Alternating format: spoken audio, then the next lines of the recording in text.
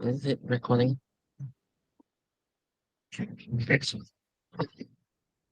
But this is not part of the Uh, agenda, right? It's just okay, yes. Uh since we have free time, right?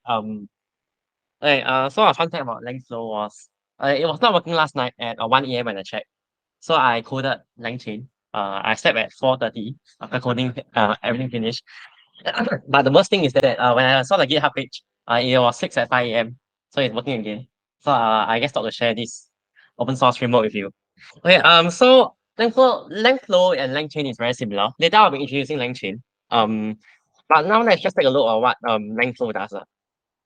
So in order to set up LangFlow or any pyramid or any pyramid, if you want you can follow along. I don't know. Okay, it's quite a lag, sorry.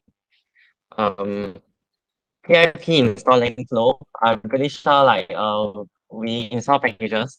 So you can just install it. The installation is a very huge package. It takes about 5 minutes for my computer. So it's really, really very big. If you want, you can install. But this is just a short talk. So I'm just going to show you how to use it. So why LangFlow? Because LangFlow, you do not need to know code to create your own chatbot. So I can just give you an example. So we can use Python to spin up a web server with LangFlow using opening a module with dash m. It takes quite a while for my computer because it's quite 老牙 one, so I mean it's new, but this is a free computer, so yes. Okay. So after installing it, you'll be brought to this platform, right?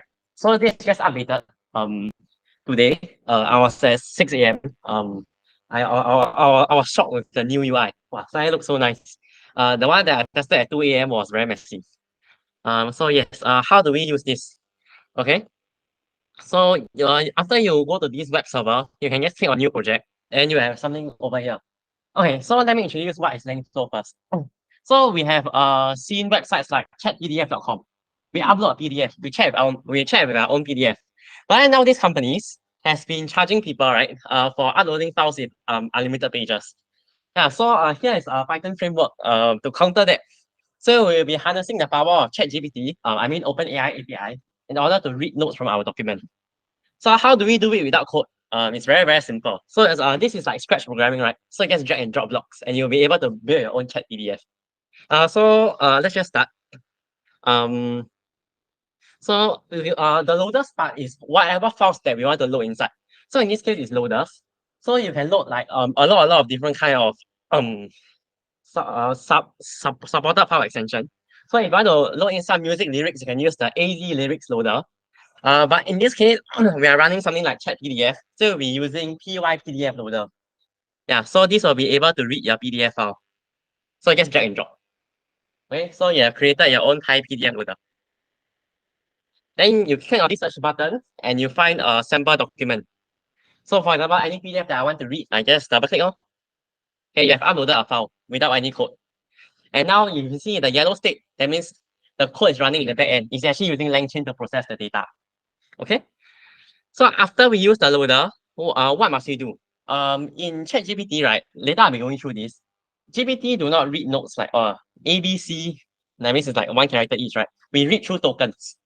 So the reading is a bit different, and ChatGPT have a restriction of 4096 tokens for each file. So if your file is very big, you need to split the text into multiple sections, so you feed inside ChatGPT separately, so you do not overuse the token. Because if you have text which is greater than 4096 token, ChatGPT will not want to give you a response. Yeah. So we will need to use something called character text splitter. So where do I find it? You can just minimize loaders, then you just find text splitter. Normally recursive character text splitter is recently added today. So I haven't played with it and I don't know what's the difference. So we just do the normal one, which is character text splitter. Okay. So now yes, you drag and drop something else. So how will you connect this from one point to another? Just click on one dot and drag it. Yes. So you have linked this to split the text. So your documents, it will be your PDF. Then your separator. How will you want length chain, or in this case, length flow to separate the text in the document. So in this case, we will use Python syntax, new line. So for every new line, then we see a separate sentence. So ChatGPT will not read all the text at one shot. So in this case, what I do is just \n, which stands for new line in Python. Okay. Chunk size and chunk overlap, I'll be going through it later. I did an animation to show this, so it'll be much clearer. But in this case, I'll just put it as 200 and chunk overlap as 1000. So 200 and 1000. Wait. Okay. So after you use character text filter, you will need to use something known as embeddings. Again, because it's the earlier talk, I'll be introducing embeddings later also. So in this case, I just need to go to the embedding section. Then I just drag and drop one of it. But the more popular one is OpenAI embeddings. So yes, drag and drop. Okay. So over here you will have you have access to OpenAI embeddings free of code. You do not need to write anything. But you need to get your OpenAI API key because OpenAI services are not free and they don't want you to misuse it. So how will you get it is you can go to platform .openai.com. I don't think I'm signed in. Let me just sign in now.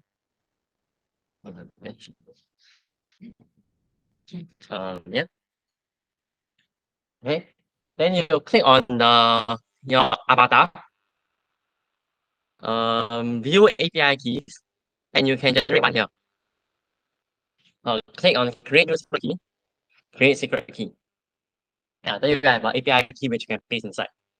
So this don't worry, all of these will be in my slides later. If you are lost or whatsoever, there's really step-by-step instruction in the slides for you to follow. Okay.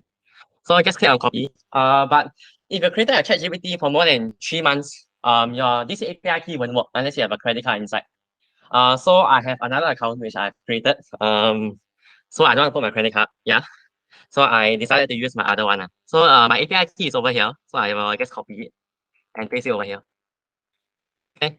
So we have embedding settled. And then after we have loaded our document, we have connected to OpenAI embeddings, we will need to store all of these in a database. So what will we use? We will just go to vector storage and we'll just drag Chroma. Chroma is a vector database platform. So just drag and drop. Okay. So in this case, text filter and embedding will be linked over here. So you just need to just link it together. Don't worry, later I will explain to all of you guys actually why must you use this kind of vector storage and what is it doing at the back end. Okay. So now we have created this. Then now what do we need? We will actually use now we have created a database. We store all our text ready. Then now we need to use something known as a tool. Okay. But before that, we also need to connect with ChatGPT, right? So to connect to ChatGPT, we will use the Chat OpenAI or OpenAI, which is over here. So you can just drag and drop again. Okay. So after that, you will notice something. They will give you a model name and a temperature. Okay. In this case, I will also be explaining what is temperature and what is max tokens later. So you can just take a look later, right? Then copy and paste also. Okay. And after that, you will need a vector storage.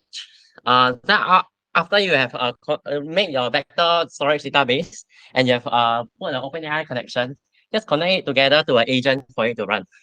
So you will just go to agents, then vector store agent. Yeah. So again, it's over here. Over here. It doesn't link. Never mind. Okay. Link your OpenAI to LLM. Okay. Okay. But before that, I think now they require a tool in order to connect to an agent. So just go to tools and find the what's the tool? Okay, I think they updated it today, but it's okay. It's in toolkit. Yeah, vector store info. So after you create this vector store info, you can link this database to this storage info for them to do a vector search. Actually, later I will explain to you how does this chatting with PDF work. Then you'll be able to appreciate this vector thing better. So you connect your database to this vector storage platform, then you just drag it inside. Okay. After you drag it inside already, you just connect your vector store info to this agent. So the agent is the one that will use this tool and manipulate it in a way that it will get a response from ChatGPT. So I'll just link this to vector store info. Yes. Okay, never mind. Yes. And then, okay. And now we have created our own chat PDF. Yes. So to run it, just click this button. Yes, and it's missing name and description. So you must give it a name. So for example, the vector storage, you must give it a quite a meaningful name, right?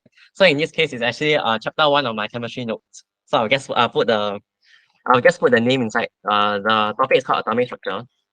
Then in the description, you can need to type something like notes of atomic structure. Okay. Finishing editing. And now just run it. I guess wait. I think you can wait 1 to 2 minutes. It was 1 or something. Okay. So there's an error now, right? There's an error with what's this? Got a larger chunk overlap. Okay. My bad. This should be 1000. This should be 200. Okay. Don't worry. Later I'll explain what is chunk size and chunk overlap.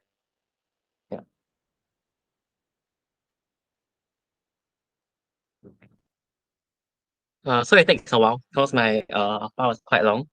Then you can just come and check. Yeah, and you can check already. So I guess cheat it. So say what is the aim of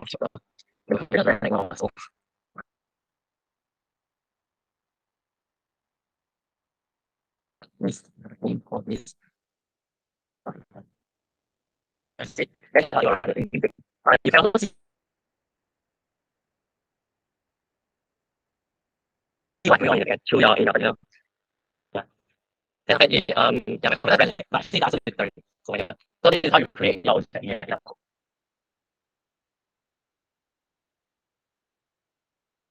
Yeah. Ridiculous. But later we run through about how this works and why it works. Then maybe the limitations of this. Okay. So you can like okay.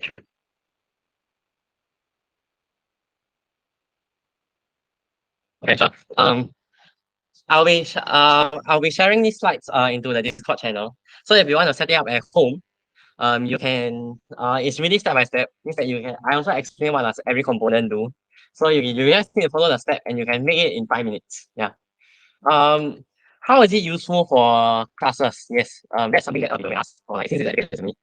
Currently you cannot export the code, right? So you cannot convert these drag and drop blocks into the code.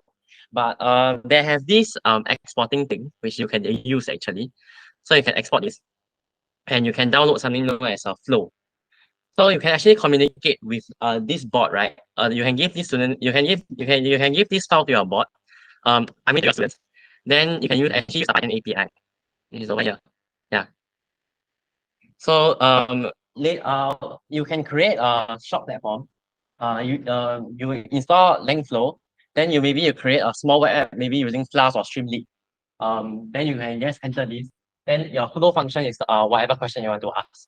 So maybe for copyright usage, you don't want to share your notes with your students, but you also want your students to have this function. So you can just export it out as this something known as flow, create a web app, and then just use the flow function to let students access it. Yeah. So you can also create your own learning style or your own learning notes through this platform. Okay, that sums up my talk. Thank you.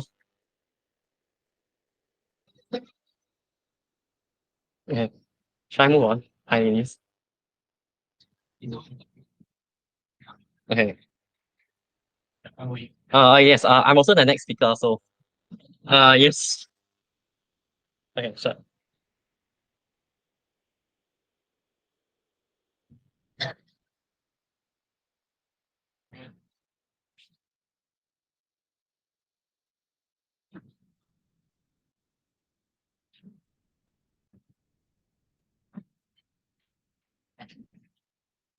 Okay.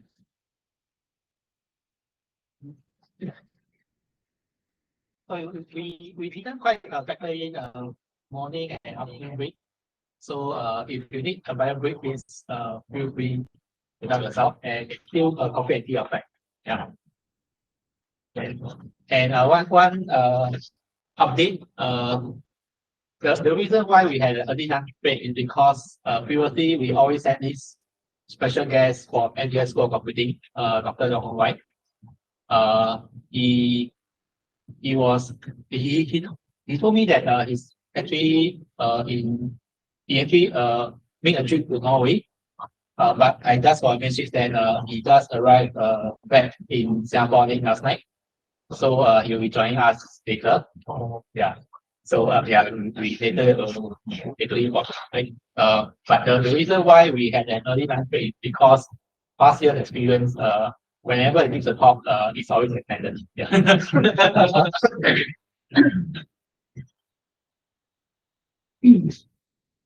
Yeah, but I hope you have seen what we hope in a perfect or ideal computing student. Unfortunately, Mr. Tay is not a computing student, right? But he has exuded what passion is, right? And all sense from it. But what the greatest thing to me is that he told me that he actually aspires to be a computing teacher. Yeah. Yeah, how with that? How with that comes through, right? No.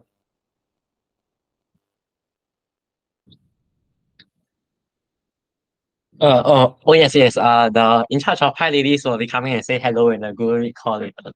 Yeah. So I'm just her representative because I think she's not feeling well today, so she's not coming down.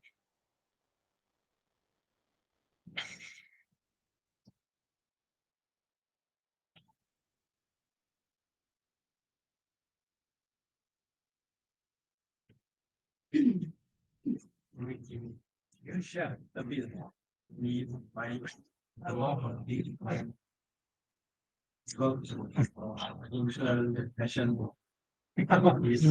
be in your talk, right? Yeah, it's actually in my last one. Yes. So today he has special talk. He has one or two I think. Okay, he has one running talk for 5 ladies, one regular talk about his journey to learn computing as a non-computing student, and also the third one is the workshop. Yeah. So and he just came and talked to them of them and for like yeah.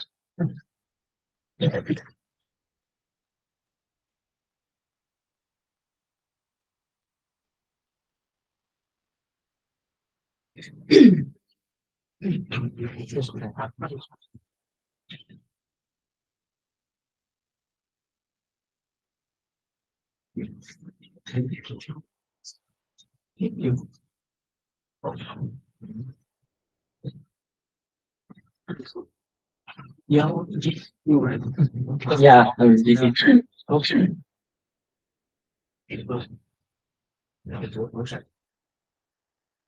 But later, almost forgot which is still busy. I haven't finished it. Okay,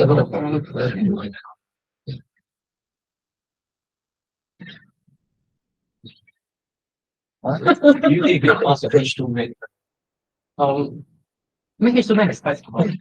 Actually, the surprising thing is that he told me that he's more of a art student. Yeah, I'm not last year. Like humanities is better, right? But he prefer to take science.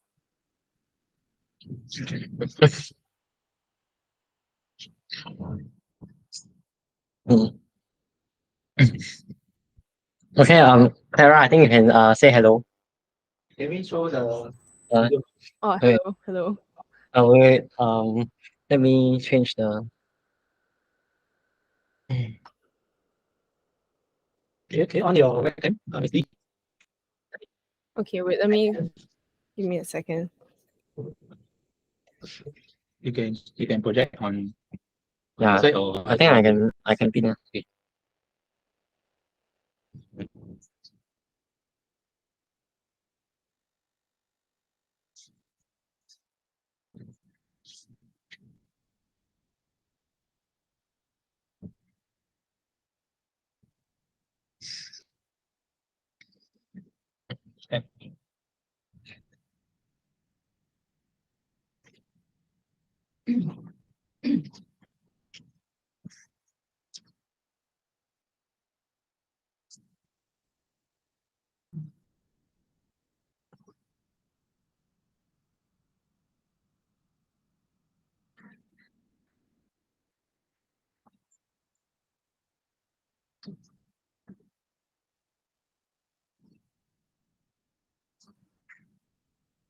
Yeah, let me pin it. Okay. Okay, Clara, I think you can introduce yourself and talk a bit about PyLadies.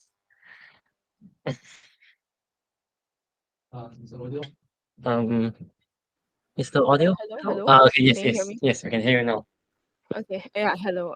I'm Clara Lee. I'm currently J1 studying in Anderson Serangoon Junior College, and I take H2 Computing.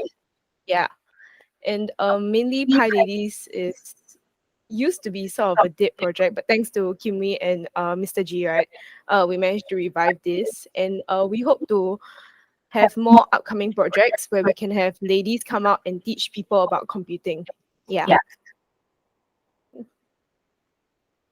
Okay. Yes, yes. Now I will start my talk, right? Yes. Okay. Since my boss have given her speech. Yeah. Okay. Yes. Hi, ladies, Singapore, right? Lightning talk. So I have 5 minutes. Okay. Yes. So how it started? So this is the new logo for Pi Ladies Singapore. Designed by my boss. Yes. Pi Ladies actually started by an A-level female computing student. I think also from Mr. Gee's class, right? During 2014 and 2015. There's some more motivated female students which actually came about during the years. I was quite scattered. And yes, we are back again. Finally, right? This time with JC, Poly, and Uni students. Yes. So what are we doing now? We actually I think we actually ran Intro to Python at Ang Mo Kio National Library Board. Yeah. We reached out to them. I think it was quite successful because many people felt happy that they actually managed to grasp the roots of Python, even though they have quite a lot of questions, but we still managed to answer it. Yeah. And if you are curious, you can actually see the resources at our own GitHub. So we created a school GitHub, and we are putting open sourcing all of these kind of resources for everyone to see. And yeah, here's another thing. Where are we going? So I'm pretty sure most of you recognize this space, Google Developer Workspace, right? Yeah. So we are actually our next program is actually Introduction to Flask at Google Developer Workspace. It should be held at 3rd week of July after our test. Yeah. So why am I giving this talk? Yes. We want to run more Python workshops throughout the year. And obviously we need more support, right? We cannot be a standalone organization. And we want to grow the community even bigger by reaching out to all of you so that you all can reach out to your students. Yeah. So yes, how you can help. This is the most important slide, okay? Must know, okay? Okay, yes. So we want to encourage more female students to join in our activities. And the best way to do it is through teachers. Because teachers can encourage them, then they will go. So you can also sign up as an organizer. So you can also help us organize the activity. And you can also mentor passionate students. I'm pretty sure this is all the teacher's dream, right? Wow, want to mentor the students who are very hardworking, yes. So it's a place where a dream come true, right? Yes. So sign up now. I give you the QR code, okay? You can also click on this link. The slides I will send you, okay? So very accessible. Yes, 卖补料, okay? Yes, don't wait so long. Join now, okay? Yes, you can also contact us through this email. 10 seconds if you want to take photo, yes. Or scan it now, right? Scan it now. Correct? Yes. And this is the end of my lightning talk. Thank you. Questions?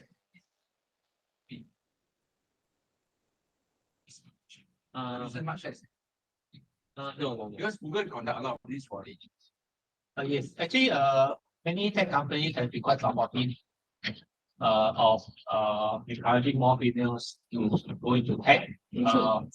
But we wanted to address the issue that if we wait until the tertiary level, either polytechnic or university, then it becomes too late. Like what we have seen, some data from the university and polytechnic shows that the gender ratio is already very low. Right. So research shows that we actually need to address it from young.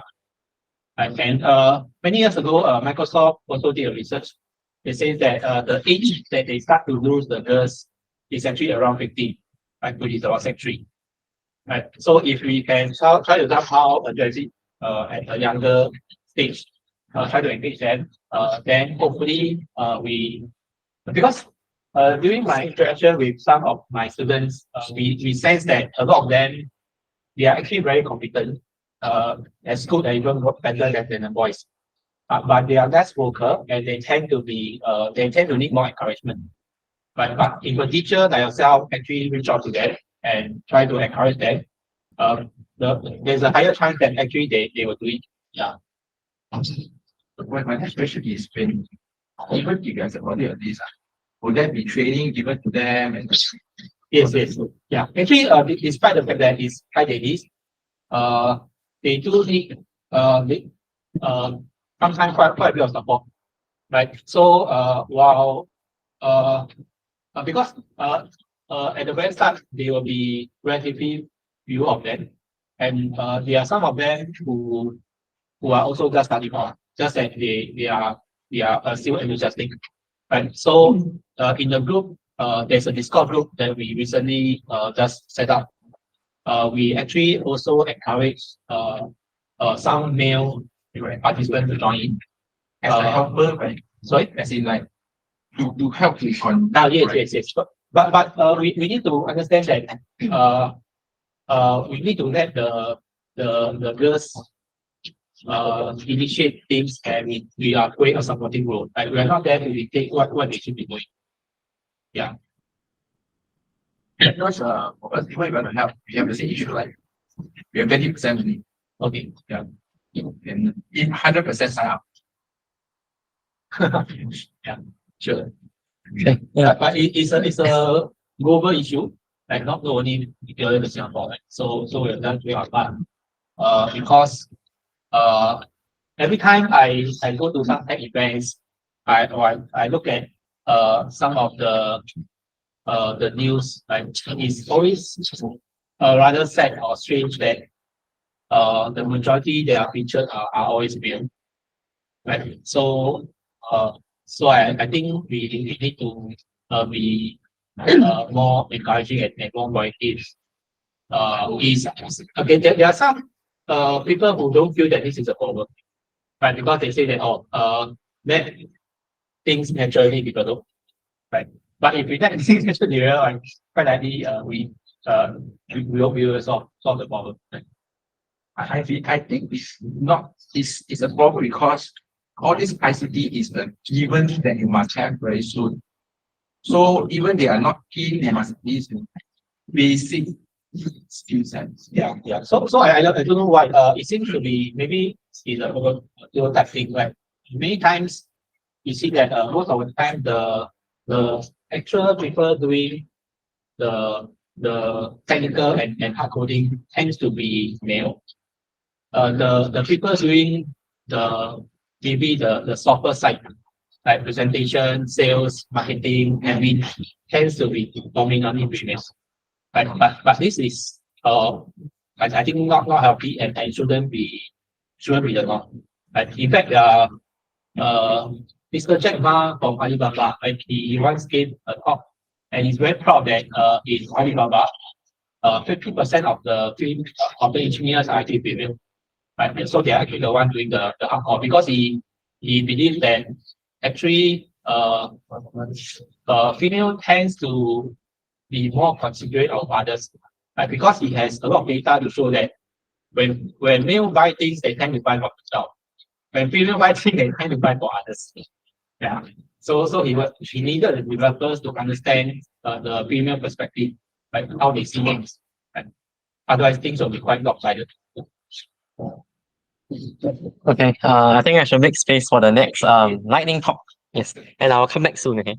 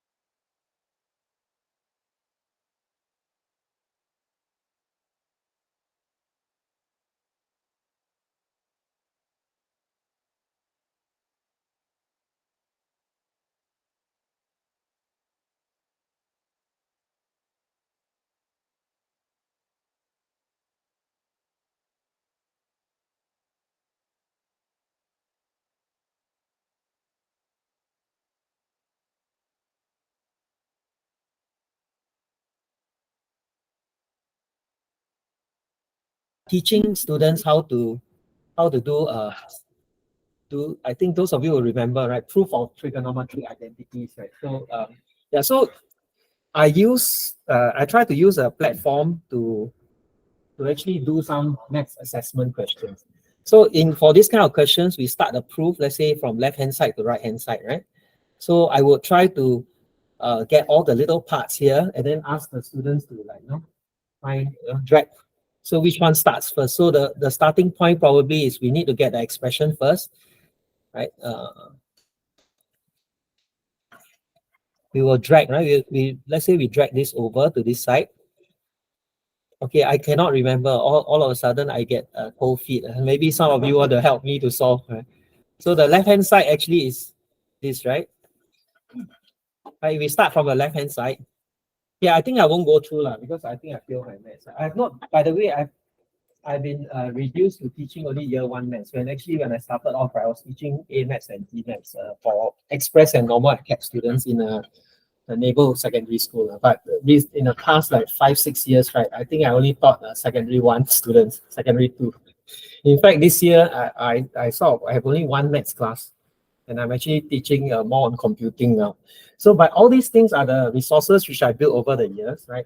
So this example, right? So you can sequence it and then you drag and do this. So, but the thing is this, right? With computing, right?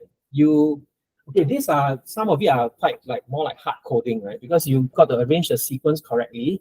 And then after that, of course, there's automated marking in a sense that they will tell you which one is right and wrong. But a lot of this, right, half of it is coded, half of it is automatic.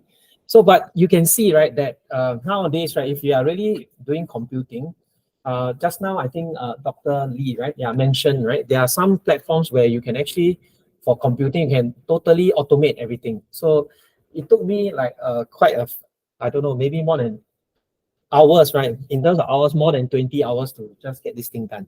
Okay, but this, the beauty of it is right now, right? So this is, I come to my main part, right? The exciting part, as I said, right, was now GeoGebra is connected to Python. So that was the exciting part. So that's the reason why I wanted to share with you. Okay, so yeah. So as I said, right, GeoGebra is a place where a lot of graphical outputs can be done, right? It basically is a math software where you teach mathematics. But because it's connected to Python now, there are a lot of possibilities. So let me just give you an example, right? Okay, maybe the first thing you all can do is connect to the presentation slides. Okay, the presentation slides are actually very, very brief, but the presentation slides have links to the main part of the things I want to share. Yeah, so this is the first part, right? So maybe you can link up to it if you want. So from there'll be a lot of links to all the parts that I want to share, but I will not share everything. I'll just share a small part of it so that you can have some idea what I'm talking about. Right? Okay, is everybody on?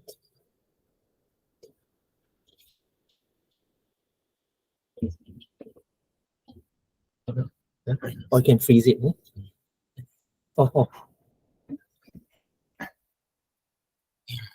Okay, I move on.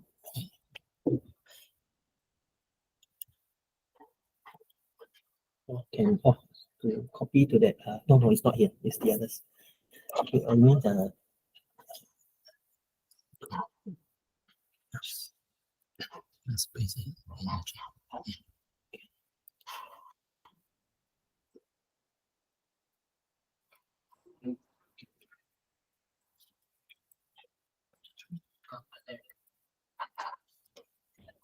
Okay, sorry.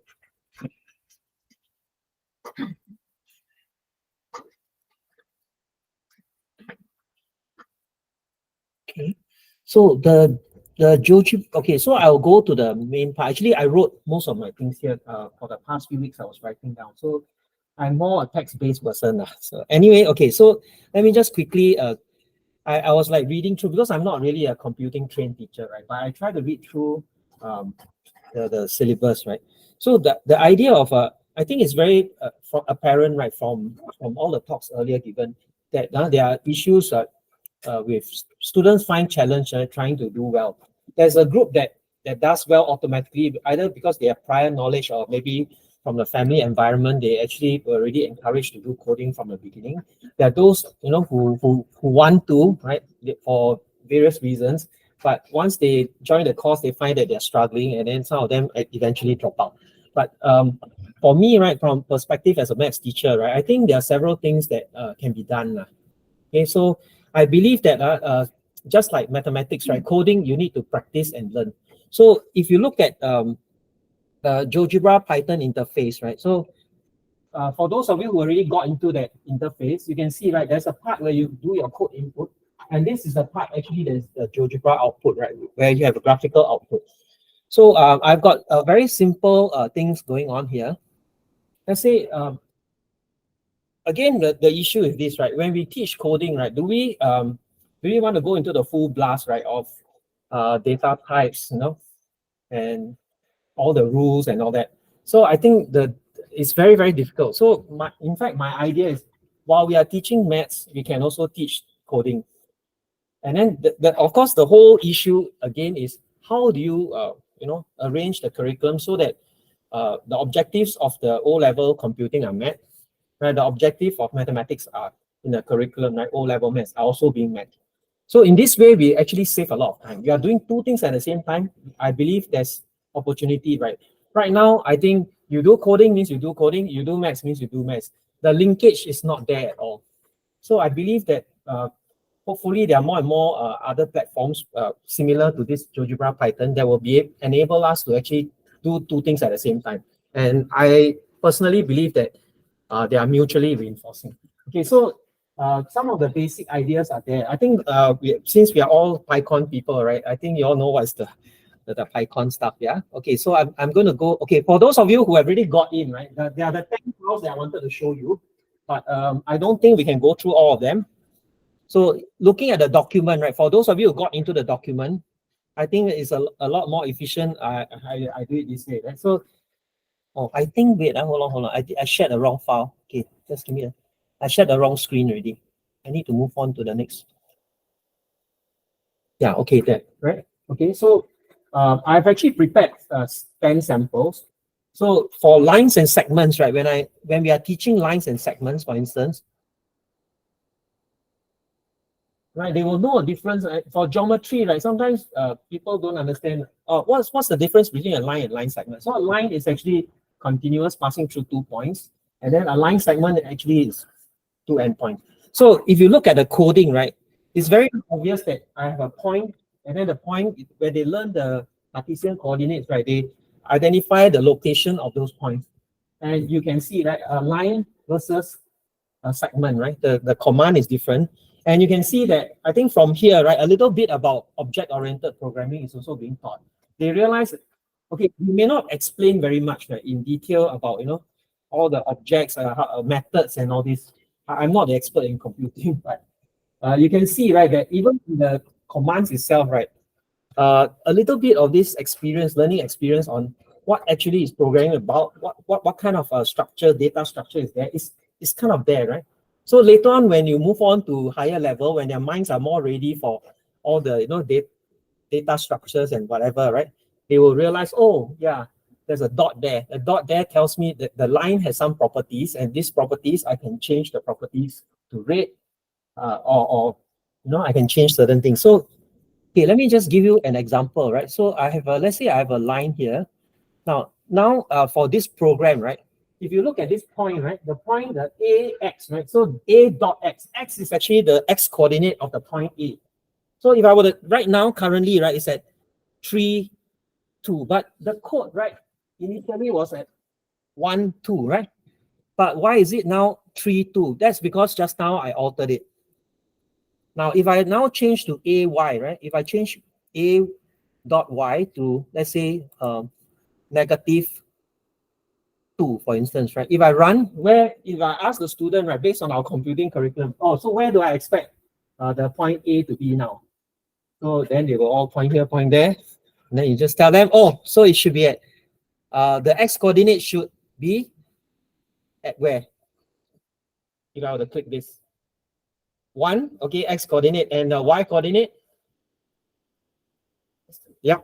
So of course, for us, it's too simple, right? But for the year ones, when they're learning, right, actually, this is exactly what we want to teach them, right, about coordinates. So they realize that in the most basic thing is about drawing lines, objects, and so on and so forth through a little bit of Python, a little bit of maths, right? So it's running both. Okay, I'm just going to just quickly show you a few other things which are like maybe going further besides the maths, right? So in fact, if you really want to teach them about ax squared plus bx plus c, you can also do that, right? But again, we got to think very hard about how we are not just teaching the maths. Now, if we teach the maths through this coding, I think we're going to lose the maths because it's just coding. But how do you like incorporate both? Maybe after you actually teach the textbook maths or a little bit of that, then you do the coding, which will reinforce the maths at the same time build your coding skills, right? Yeah, okay. So I'm going to go, since it's only 5 minutes and I've used up almost 8 to 9 minutes. Okay, I'm going to just, okay, I better quickly get to the point. Some people tell me I'm very chonghei lah. Okay, wait, where's the part? Oh, I lost it. Okay, this one, yeah.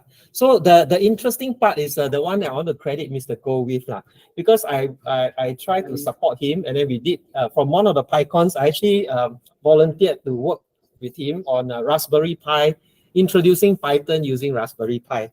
So I told him I'm the simulator. I don't, thanks to you, I get to use the Raspberry Pi circuit boards. But this is what I have. Okay, so I'm going to do the simulated one with like traffic light. So he actually talked about traffic light system. So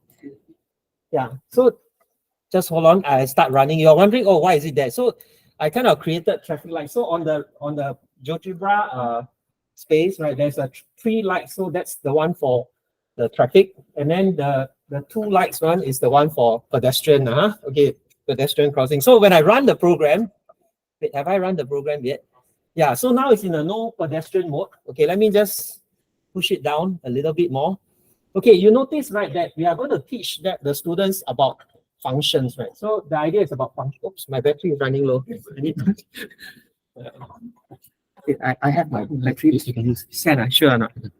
You won't burn my laptop. No, I better use my...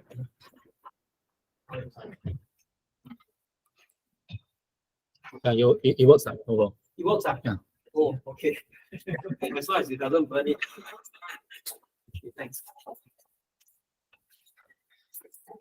So you see, we have opportunities, right, to teach them a little bit the simple part of programming, maybe not the difficult parts. And then also, right, you see, right, as the program runs, right, we also teach them a little bit about loops. So actually, using Mr. Goh's curriculum, right, on the simple steps, right, we can actually build up the resources for teaching from a simple loop to a more complicated loop. Right, yeah. So I mean, I was just exploring. I don't have time to really write everything. Yeah, so I just did one very simple one. And right now, the problem with the interface is I can control GeoGebra quite well. I can create all kinds of things. Maybe I'll just show you. Actually, GeoGebra is super duper powerful. It's like a Swiss Army knife for doing almost anything. So I can create things like this. This one, right, talking about coding, right? Yeah, AI, machine, and all that. I think one of the fundamental things is about, okay, you got big data. So I present the big data as only 5 major points, for instance, right? Then what is actually some of the machine learning trying to do, right? Actually, it's like trying to predict, right? So if I were to try to get a linear form, right? I predict a linear form. Now, students don't quite understand what is linear regression, but for instance, right, I made the effort to try to explain to them, okay, so the distance of, let's say you assume some function, and then the distance of the function from the, from the actual, the formula is a certain amount. And then if I were to just record down all the table of values, I will know that there's a distance, right? So positive and negative distance and so on and so forth. But if I were to show it using, so you see, so GeoGebra, right, is very powerful because it can actually help you. I mean, teachers can actually so-called prepare resources that can demonstrate exactly what's going on, right? And then you can actually like move points and then show them, okay, what do we mean by the least squares regression, right? So move the points so that your so-called, right? So if you really sort of get to the actual least squares, you'll find that the sum of squares are very, very small. Oh, I can't go any further. Yeah, okay, so these are the things that we can actually teach the students. Yeah. Okay, so back to the Python. I think I'll end off here already, right? So you can see the possibilities are really, really a lot. If eventually Python can connect very well and more of the graphical objects in GeoGebra can actually be called out from the Python itself, actually the learning is limitless. Okay, thank you very much for listening. Yeah.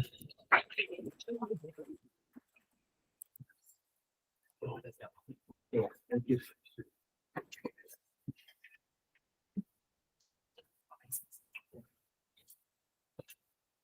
Set up. Are you connected with Zoom? Yeah. Okay.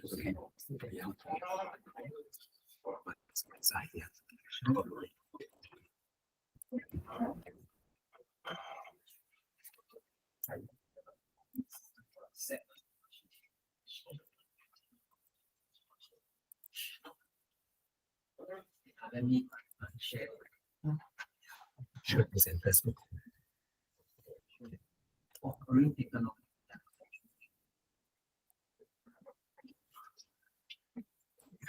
Okay. Thank you, Mr. Gee. Yeah, thank you, Mr. Gee, for organizing this PyCon event, and also thank you for allowing me to do this lightning talk. Yeah, when I saw the program, I said, "Oh, good, there's a lightning talk for this conference they're going to do." And then later on, the next meeting, said, "Can you do this talk?" So that's how I got arrowed. I just want to thank you also. I just actually share with you about this conference that we're going to have it for teachers. 2 years ago, we had actually a computational thinking conference, and actually we had a teachers forum. So we actually invited teachers to write papers and all that, give lightning talks and all that. I think many of us think like Mr. Liu Pengkiat, Mr. Oka, and Mr. Gee and all that. I think we are all like planning on this conference. So this year we are going to have another conference. We call it the Learning and Application in Computing Education, LACE. All right. So you call it LACE, but we actually decided to call it SG Love LACE. All right. Love LACE. You see the heart there, Love LACE. And the reason is because we want to actually pay tribute even to Ada Lovelace, who is actually recognized as the first programmer in computing. Even in 1850 something, she used actually, it came out actually instruction sets to use to come out to how to solve Bernoulli's numbers using a mechanical machine. So she's actually credited to be the first programmer, and she's a lady. All right. So they just actually want to tribute even all the ladies and all that. Actually, everyone can do actually programming. Yeah. So we're gonna have invite computing teachers, CPA teachers, STEM teachers, to share their ideas, their practices, and challenges in teaching computing. But we also want to invite actually non-computing teachers or teachers who are interested in what computing is, and then to actually attend this conference. Okay? Also. And there are also ways that we can actually invite teachers to actually participate. First, actually to write short papers. All right, so the short papers could be something that you have been actually thinking about, some ideas. Actually, you did some kind of small study, and maybe be a simple study to make it could be qualitative nature, and or it can be actually a control experiment and all that. You actually can write a short paper and then to actually share your findings. Okay, we're not going to like be very rigorous and say this must be rigorous research. We just want to hear to see how actually, some of your ideas and how you actually studied them, and to share actually the results of the study. So it's about 2 and 4 pages.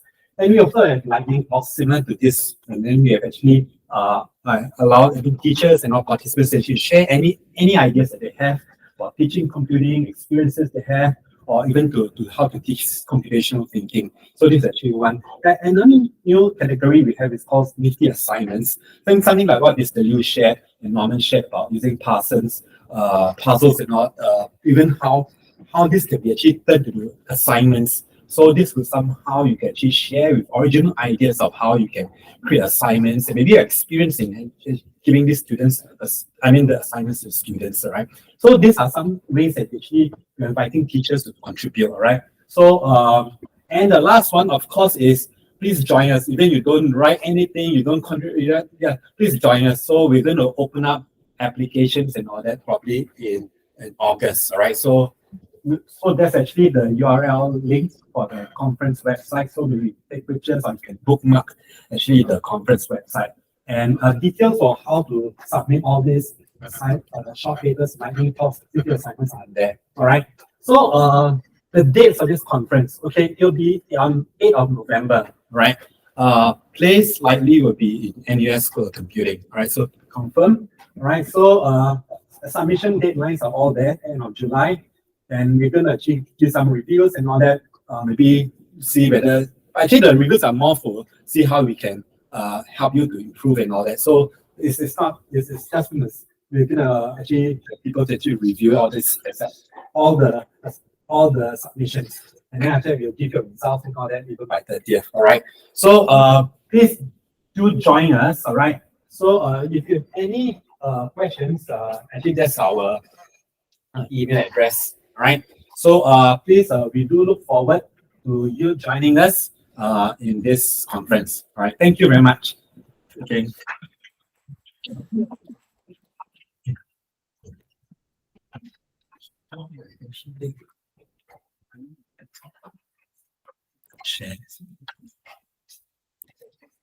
Okay, so we have an impromptu lightning talk. Yeah. Right. From two teachers from Diamond High. Right. So you have to come forward. Do you have anything to show from the side? Okay, then maybe you can come in front because the mic is too far away. Yeah.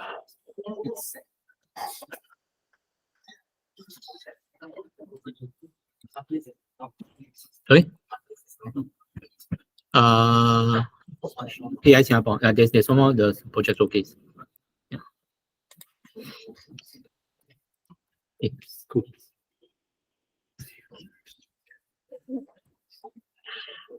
Hi everyone, I'm Carmen and she's Ming Yang. We are science teachers from Diamond High.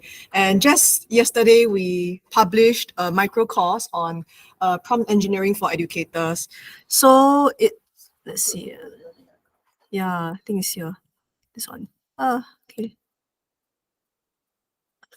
So I'm not sure if any of you have heard of AI Singapore. They apparently have a Learn AI platform where there are also a lot of, they have a lot of other micro courses on different AI tools or skills.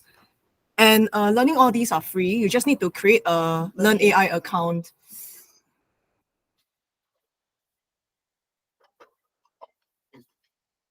Yes. Okay. So the course looks like this. But of course, like I said, you need to create a Learn AI account before you can enroll in this course. Yeah. So these are the learning outcomes of this course. So we try to keep it simple because not every teacher has obviously coding knowledge or computing knowledge. Not every teacher has also dabbled with large language models like ChatGPT before. So it's really supposed to be very accessible to all teachers. Yeah. So, but we also try to also tap on this platform to give them a brief overview of what is AI, and as well as what is a large language model and what are some other examples of large language models. But for the purpose of this micro course, we are sticking to ChatGPT, which is just I think it's something that everybody has heard before, rather than Bard or Bing Chat and things like that. Yeah, which they may not have used before. Yeah, so there are only 4 lessons, and the completion time is maximum, I think, 2 hours lah. Actually, if you are a fast learner, you can complete it within 1 hour.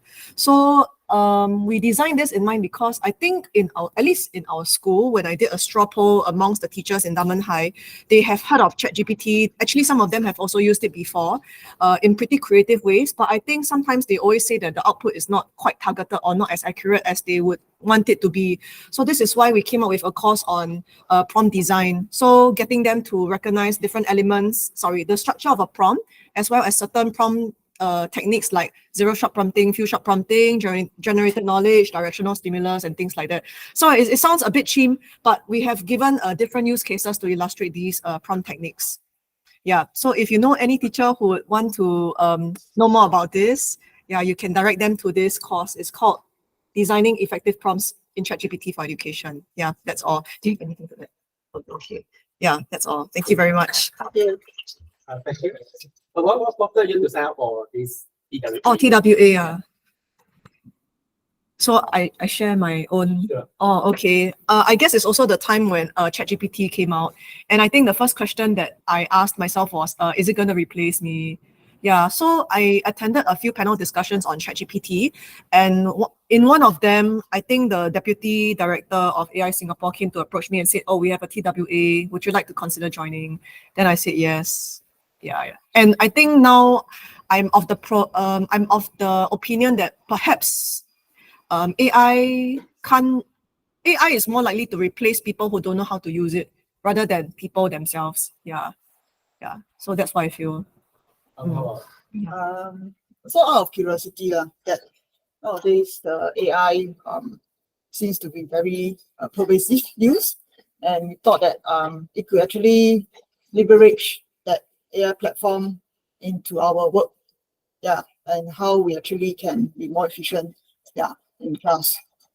So will your school teachers be using this at the school level or department or subject level or? So after our TWA, country will begin.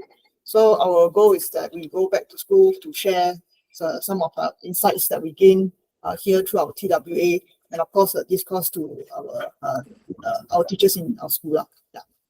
Yeah, but back in our school, we've also known a few departments who already wrote this out. I mean, used ChatGPT in class. Yeah, for different purposes. Or in GP and even in my bio class, I also got the students to use ChatGPT for their assignment. Do you think it's actually good for your subject? Because I heard some math teachers say it's terrible for math. Yeah. Plus, it is not that great for math, but for me, I tried to use it as a novel approach. I tried to do something very different because typically teachers will get students, teacher will try to generate answers, for example, of an essay in ChatGPT, then they get the students to critique that sort of thing. But for me, what I did was I got my students to create questions and answers using ChatGPT, like exam standard questions and answers. Yeah, and it worked pretty well with a bit of scaffolding and direction on what they are supposed to do. Yeah, they managed to craft exam standard questions and answers using ChatGPT. Yeah. You actually got them or they straight away? I guided them a little bit, so I showed them some model examples, but I just gave them free rein and I got them to present. I got different groups to do each other's questions after 2 weeks. Yeah, so I think ChatGPT has quite a lot of different applications. It's really up to the teacher's creativity also. Okay, thank you. Thank you. Mr. Goh, yes. So Ms. Goh is a software engineer from AI Singapore. So he's also the one currently going around to do the AI Go Get School thing, right? Yeah. So yeah, he's also working quite closely with the TWA participants. So perhaps he can share another perspective. Yours is HTML. They connected to Google Meet. Okay, because we need the online participants to also see. Right. Are you on Discord or something? Yes. Okay.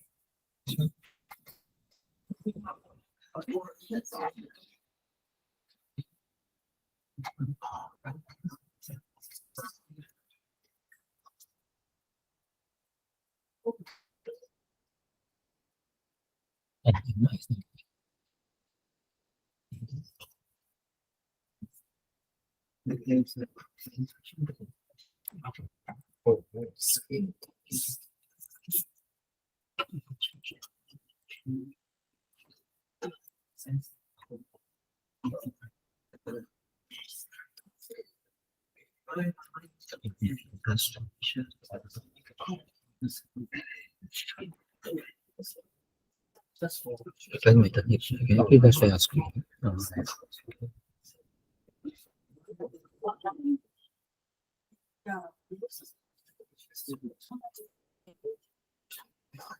Screen is jumping. Okay.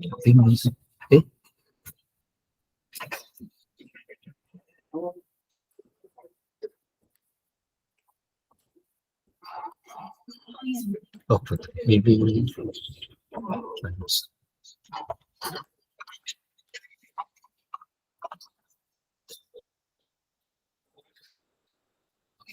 Yeah, I think you can switch to the screen that you want to present. Oh, I think should work.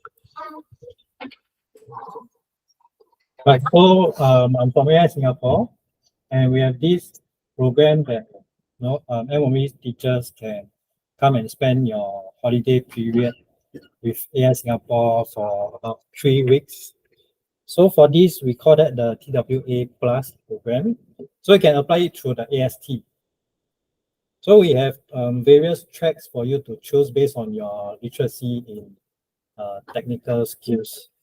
So for track 1, you will not have any tech knowledge. So you'll be coming in here and going through some of the courses that we have curated to let you gain some AI knowledge. Then for the 3 ladies here, they are on the track 2. On the track 2. So they spend 3 weeks here, and for this track 2, they are able to create their own course. To bring back to their school or teachers or students. So you can come up with your own syllabus or curriculum for this micro course. So you can find out more about this TWA Plus program on our website. Okay, so this is one. And another one is that right now we are doing a lot of outreach programs to all the MOE schools, IT, JCs, polys, and universities. So this AI Singapore Goes to School. So for this program, we are doing this online. We are condensing this online course, which takes you about 4 hours, into a 1 to 2 hour physical face-to-face session. So at the end of this workshop, all the students or teachers will get this free certificate on this literacy in AI. So this is the online course, literacy in AI. Okay, and so what is the purpose for this course, right? If you can see clearly,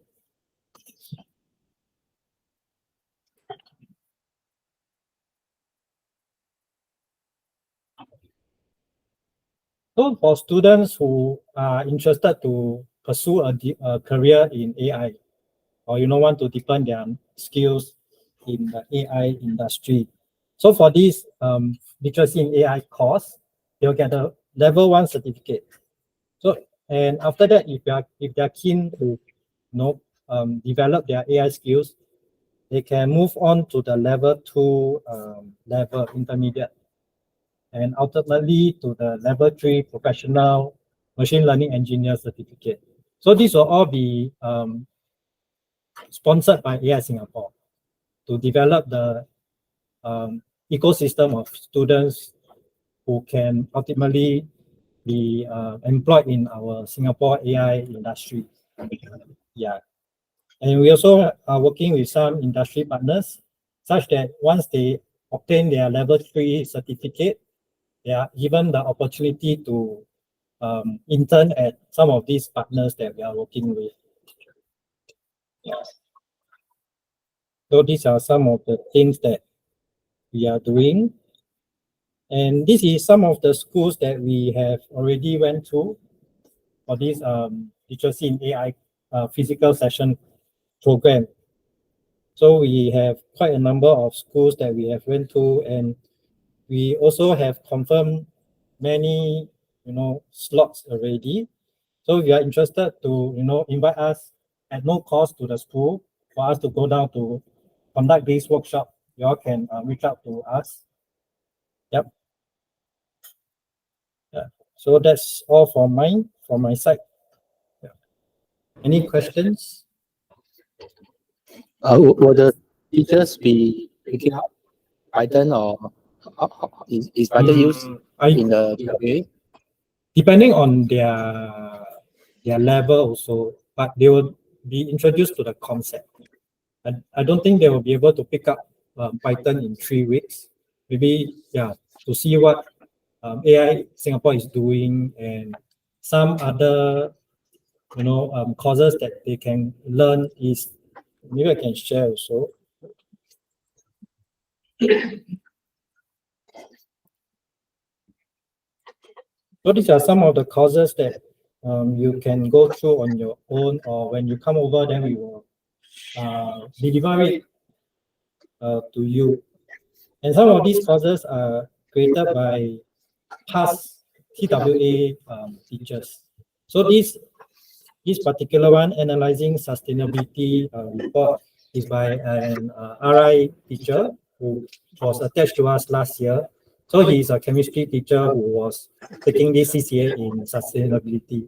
So he spent 3 weeks with us and to come up with this.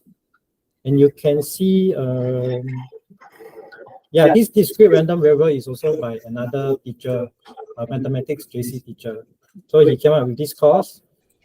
Yeah, and this pendulum is by a physics JC teacher. So yeah, these are some of the courses that teachers are working together with Air Singapore to come up with to help to help teachers who are in other schools. Maybe they'll find this useful in their curriculum. Okay. And lessons materials we also report in SRS or no? Is there any plans or it is going to be part only here? I think for now, because we are open to hosting all these courses on our site. But for SRS, I do not know the arrangement with MOE. Okay. So most of the time the teachers have to sacrifice their school holiday to do this, right? Yes. Unless they are able to come during school term. I see. Yeah, we are more than welcome. Okay. So after their attachment, is there any type of ongoing engagement or this online community that they can continue to be still involved? We are in constant contact. So if they wish to like refresh their content or come up with new courses, yeah, we are always here to support. Thank you. Okay. Any more questions? Yes. Okay. Thank you. Thank you.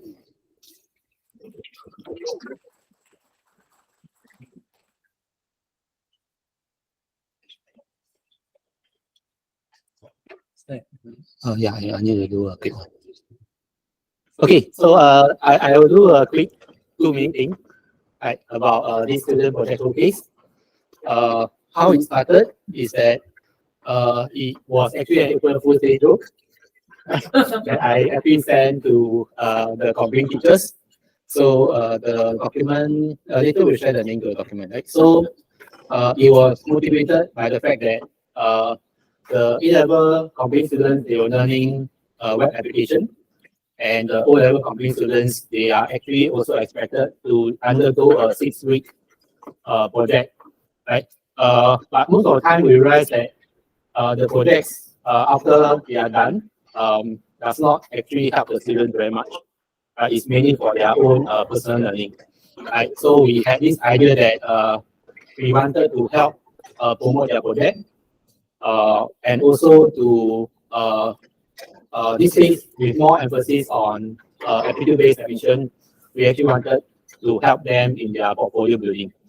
Right. So at the same time, I think I also learned that CBDD has been asking schools, comparing schools to submit 2 of their best comparing projects.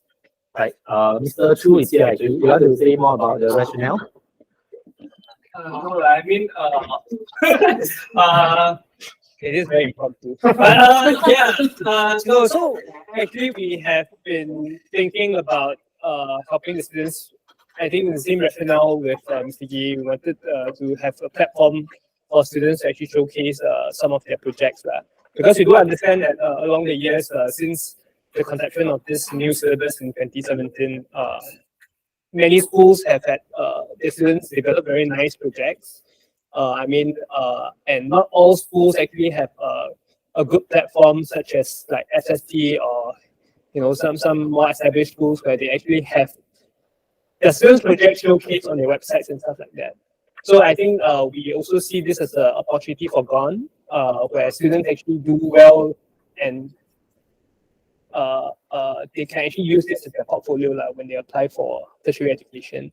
So moving forward with the potential upcoming of G1 and G2 computing, we were also hoping for this to be a trial eventually, for platform for all students, computing students from G1 to 3 to come in once a year and showcase all their good work. Yeah, so that's the main rationale for it. Thank you. Thank you.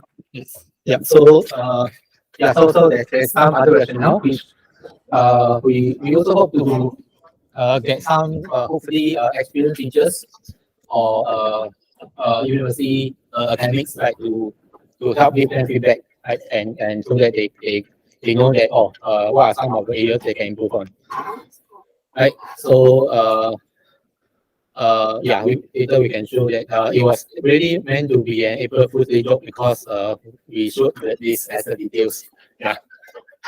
But anyway, it so happens that we are actually going to do it for real, right? Because we learned that many secondary schools they are actually going to start their projects in term 3, right?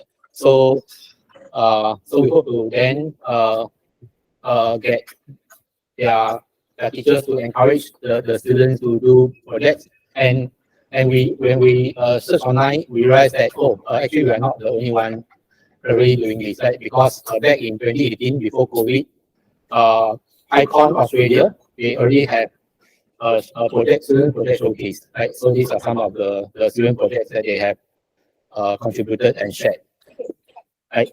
So anyway, it's a learning talk. So yeah, so how you can help?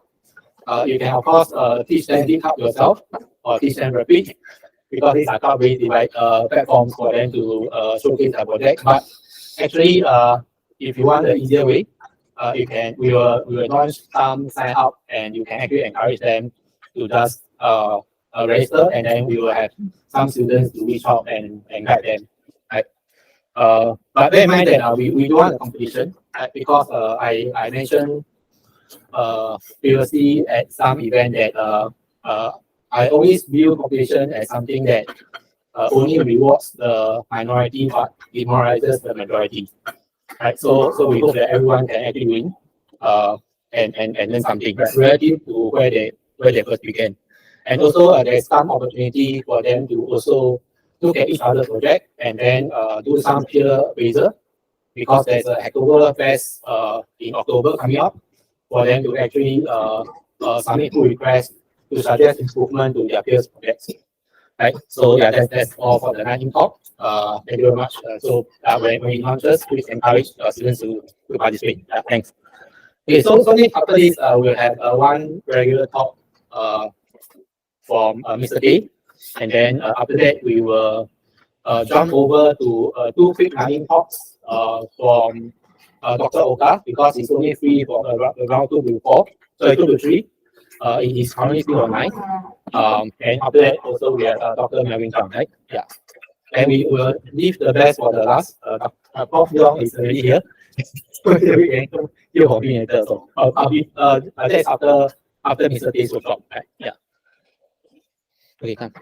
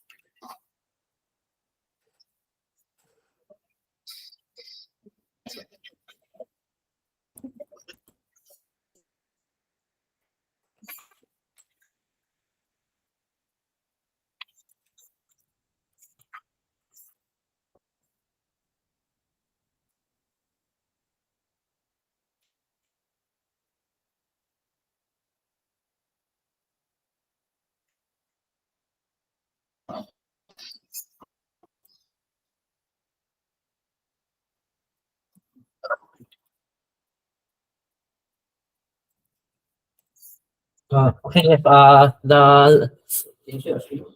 Oh yes, sorry. Let me join Google Meet first.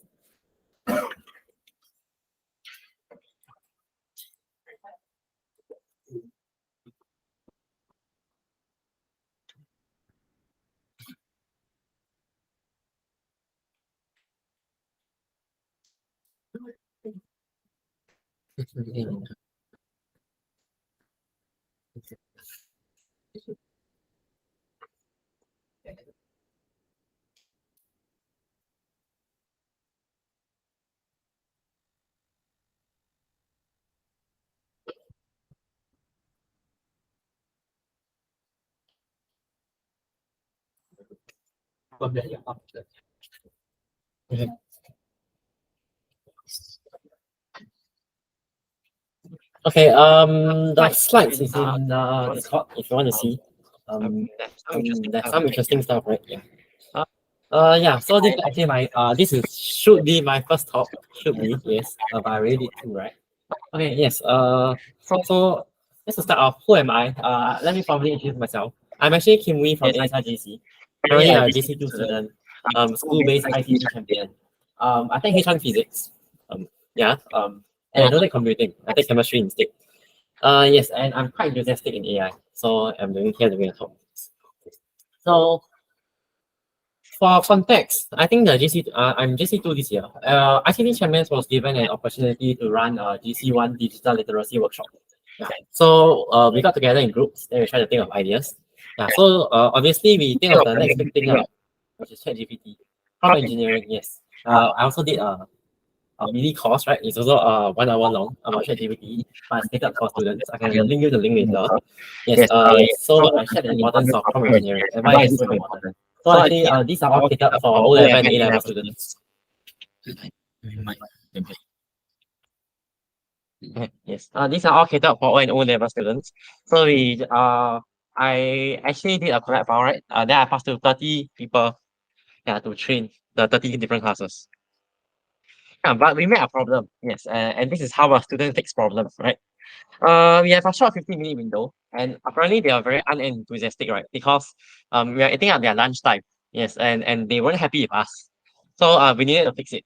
Okay, but later I will explain how we fix it. Okay, and I have one fellow IT rep. I don't know whether is it lucky or not. He actually told me that actually for ChatGPT to get to create an account and use it, you actually need parental consent, right? It's written in their terms and conditions. And then after that, I already developed 75% of the slides. And then after that, the issue got brought up. And then they wanted us to change to maybe Microsoft Excel or video editing. But since I've already done it, so I will think of a way. Yes, so this is what I'm feeling. At the end, cannot. So I decided to bring up Python, which I have not touched for the last time I touched Python was Sec 2 actually. Then after that, I was like, oh, OpenAI actually have an API. Let me learn how to do it. So yes, so I actually used the OpenAI API to circumvent the issue. So how did I do it? Apparently I know nothing. Again, but I only know basic Python knowledge. So I just decided to go on GitHub and learn from source code. Yes, that's how I also learn. And at that point of time, when you create an account, ChatGPT actually give you free $18 credit. Now there's a $120 one. Yeah, but you have a rate limit of 3 requests per minute. So now it's impossible, but that time it was possible because your rate limit was about I think 50 to 60. So you can have 60 students using your own API key to generate a response. Yeah. So I also need to train 30 different IT reps, and they all do not know how to code. ICT champions. Okay. So I use Google Colab. So all the ICT champions can run it. And the thing is that I create a web app on Flask. Okay. But the thing is that Flask do not work on Google Colab. It do because they are spawning a local web server. So actually I try to circumvent it, but I'll explain it later. So my perfect platform is actually the ChatGPT Python API. Then it was like very good, no setup needed. So the ICT champions need to run all the code. Then they have a live server already. Yeah, then so easy to share code and easy to update code. Yes, there was a bug. I will explain more about the bug later. Yes, so the solution overview is this is what I thought at first. So the student have a prompt. We'll let the student prompt, send it to the API. Then the API give you an answer. Then you print the answer. So easy, right? Wow.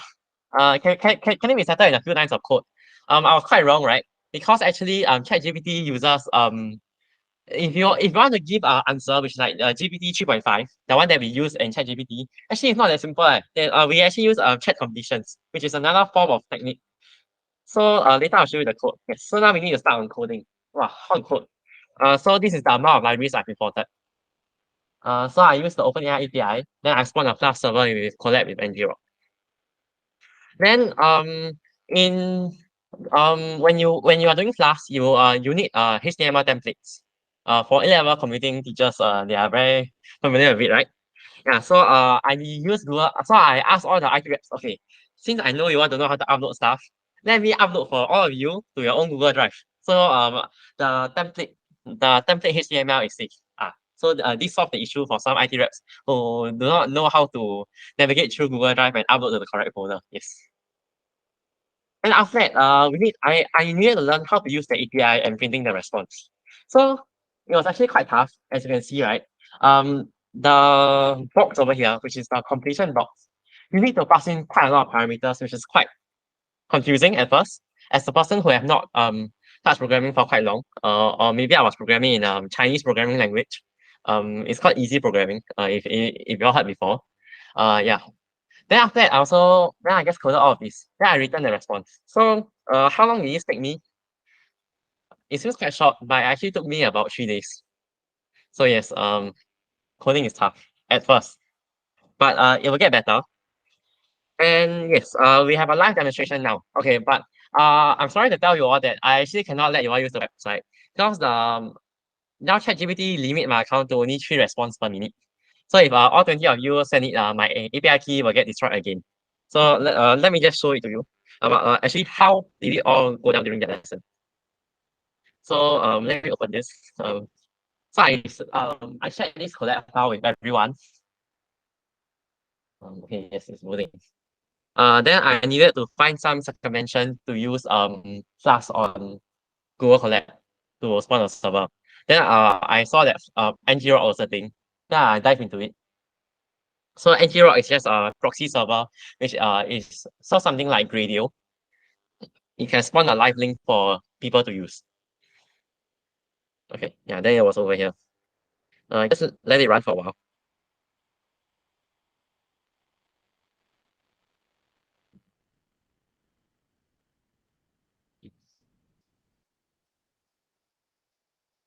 Okay, let's just run the important stuff.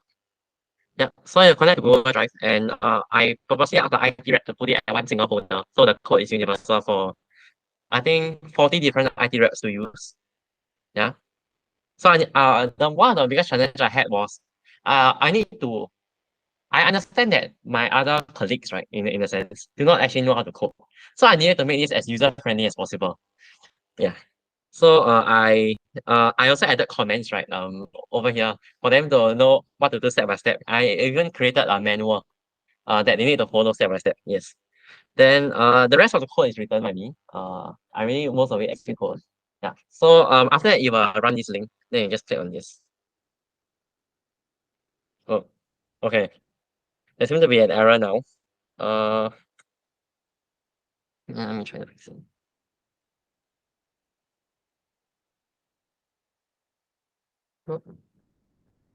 Okay, yes. So it's spawned this server.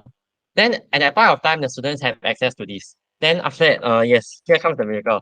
So one of my first prompt is actually, can you summarize Animal Farm? Which is a literature book which I took in Sec 1. So I decided to put it there. Animal Farm. And one very cool thing that I can see is that when students write anything funny, I have evidence of them writing funny stuff. So what I did was even though I didn't catch anybody doing it, but I took a screenshot, and then after that, I wanted to send to their form teachers. But in the end that failed. So after that, you will write down whatever the student written. Then I'm able to see whether they have listened attentively to the lesson, which 50% of them didn't, unfortunately. Yes, and you will get a response. Yeah. So this is one of my first project that I actually did for computing at a GC level. Yeah. So we solved the problem through many different tools. So we use Python, then we use Flask, which is actually Mr. Gee is teaching it at JC1 level. Yeah. So I actually some of their some of his students also approached me to do Flask. Yeah. So this sums up my digital literacy lesson in my JC1s. And now I'm just going to share with you all some experience I had when teaching Python. Yeah, so I actually did taught Python. I'm pretty sure some of you did did see me in ASR. I think I taught the computing teacher some NumPy, pandas, and ChatGPT API. So this is what I thought. So my method is very easy, right? I actually just create collab file with everything inside. Then I create a Google Classroom and spam all of them with the resources. Then I have a students and teachers collab file. So at the start of the lesson, I give them students collab file. Then cause Google Classroom, you can access all of their collab file. So at the end of the day or at the end of the lesson, I will go through each and one of every of them. Then I give comments. Then I also have an Excel spreadsheet to take note about, okay, did they do this? Did they do that? So that's how I keep track of like the people I'm teaching. And it actually helped me fix some of the issues. Cause like for example, at the first lesson, if they don't listen, they do nothing ma. So what you need to do is maybe you just take a screenshot, then you put on your slides the next lesson. Then after that they will do the work already. Very effective. Okay. Yes. Then I also have segment challenges. I like to teach things by segments. For example, when for loop, while loop, and if else statement, control flows. I actually give them challenges. Yeah. Like the pyramid challenge, which is on the left hand side. Create that using for loop. It was quite tricky for them.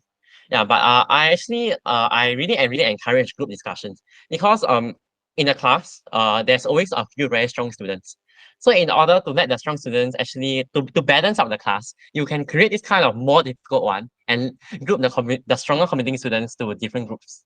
Yeah, then they will be able to actually help the rest of them improve. And after like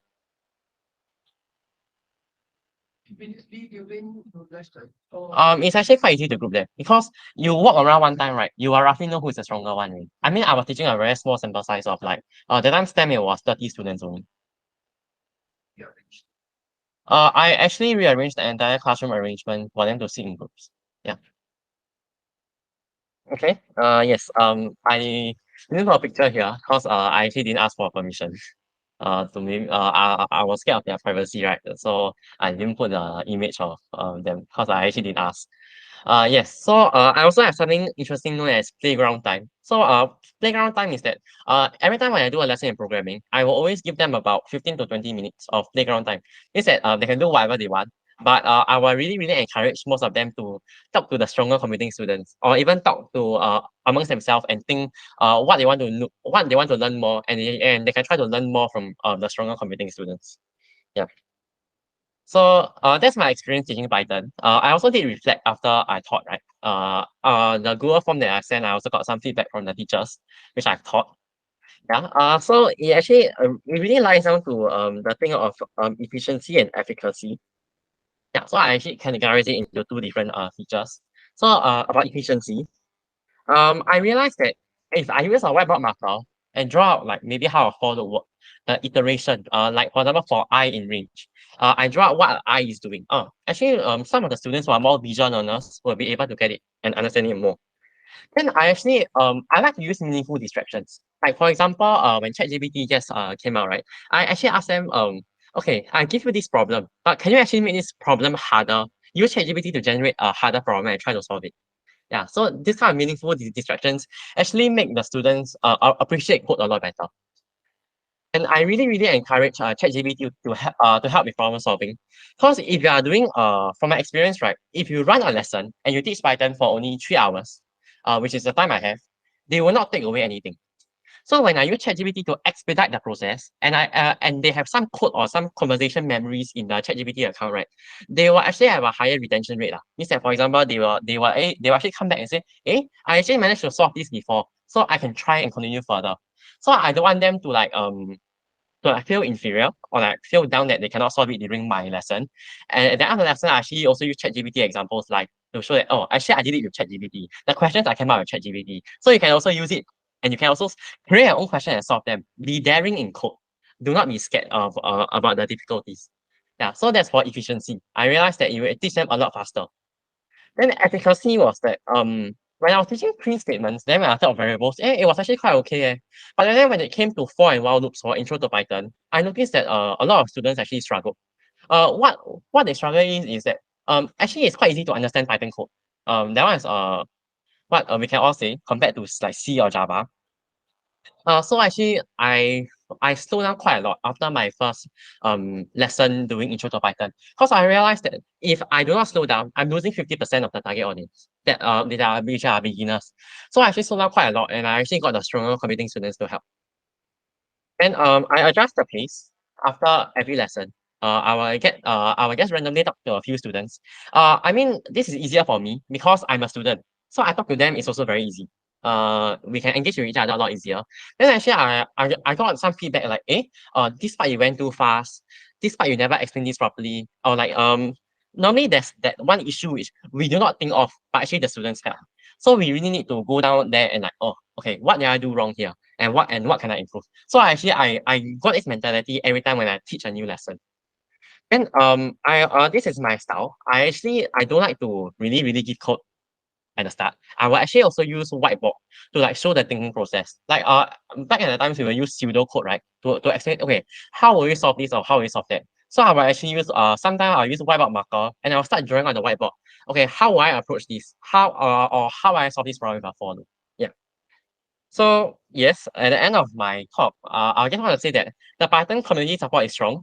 You can actually go to Stack Overflow, Reddit. There's really a lot of guides. But even though it's strong, we need to be careful.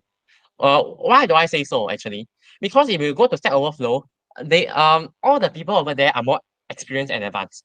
So whenever they try to answer a basic question, they will make it so complicated that some of the students don't even understand what they're thinking about.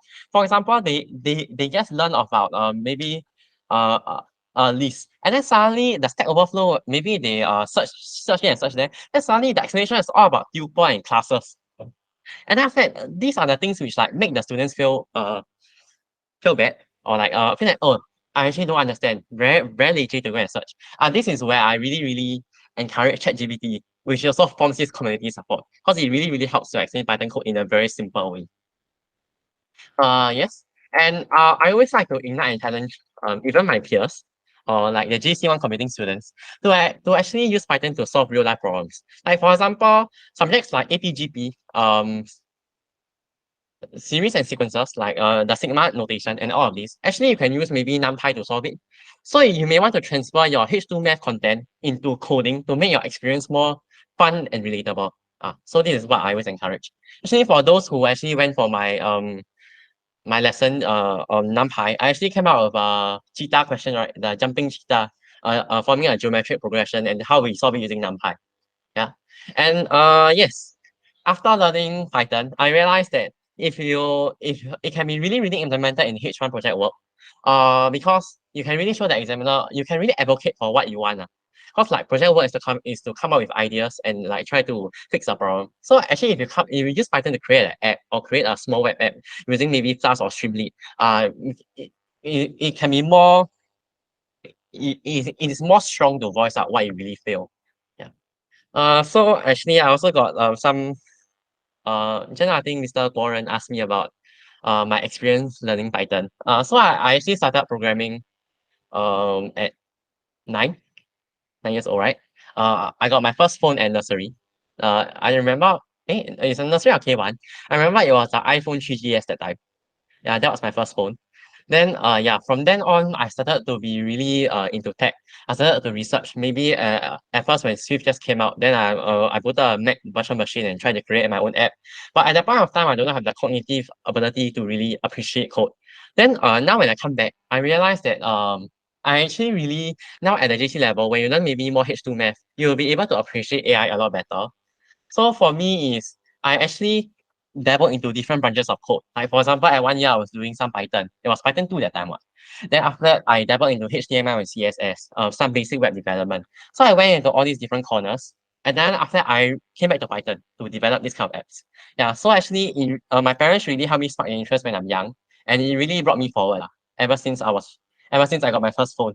Then yes, I started dabbling into this kind of aspects. And I really try to advocate for more usage of IT products because it is what is really shaping the world in the future. Yeah. So this is the end of my talk. Yes. I'm open to quite a lot of collaboration. If you want to work on maybe data science courses, I don't know. I'm also quite open to learn. Yes. Yes. Thank you.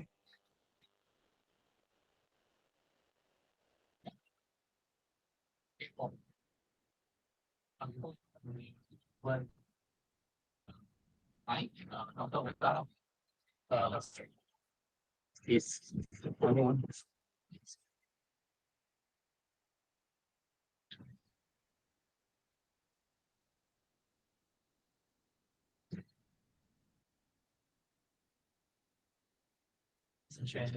Oh, okay.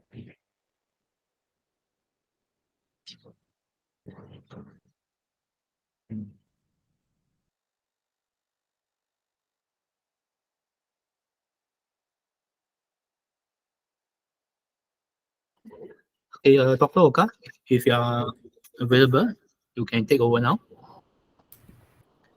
Okay, let me share my screen.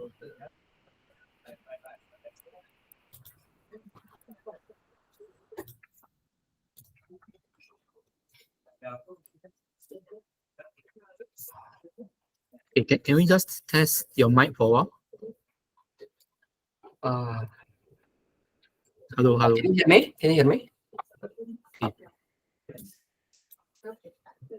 Can you hear me?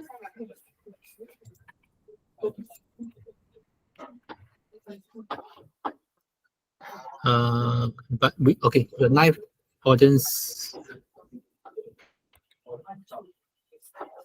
Can you hear me now? Okay, can you say something? Can you hear me? Okay, sorry, I can't hear. Maybe I'll try to join again. To fix this issue.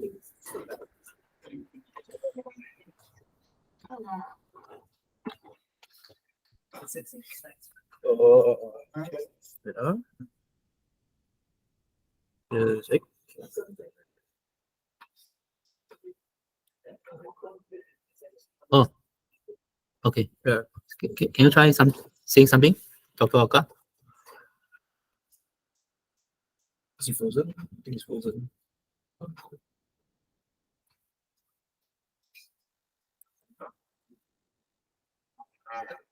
Hi, Dr. Oka, are you there?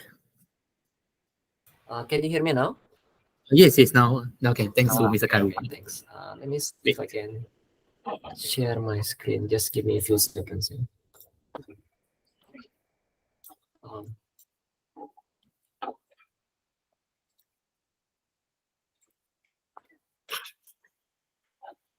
Okay, let me put it to presentation mode.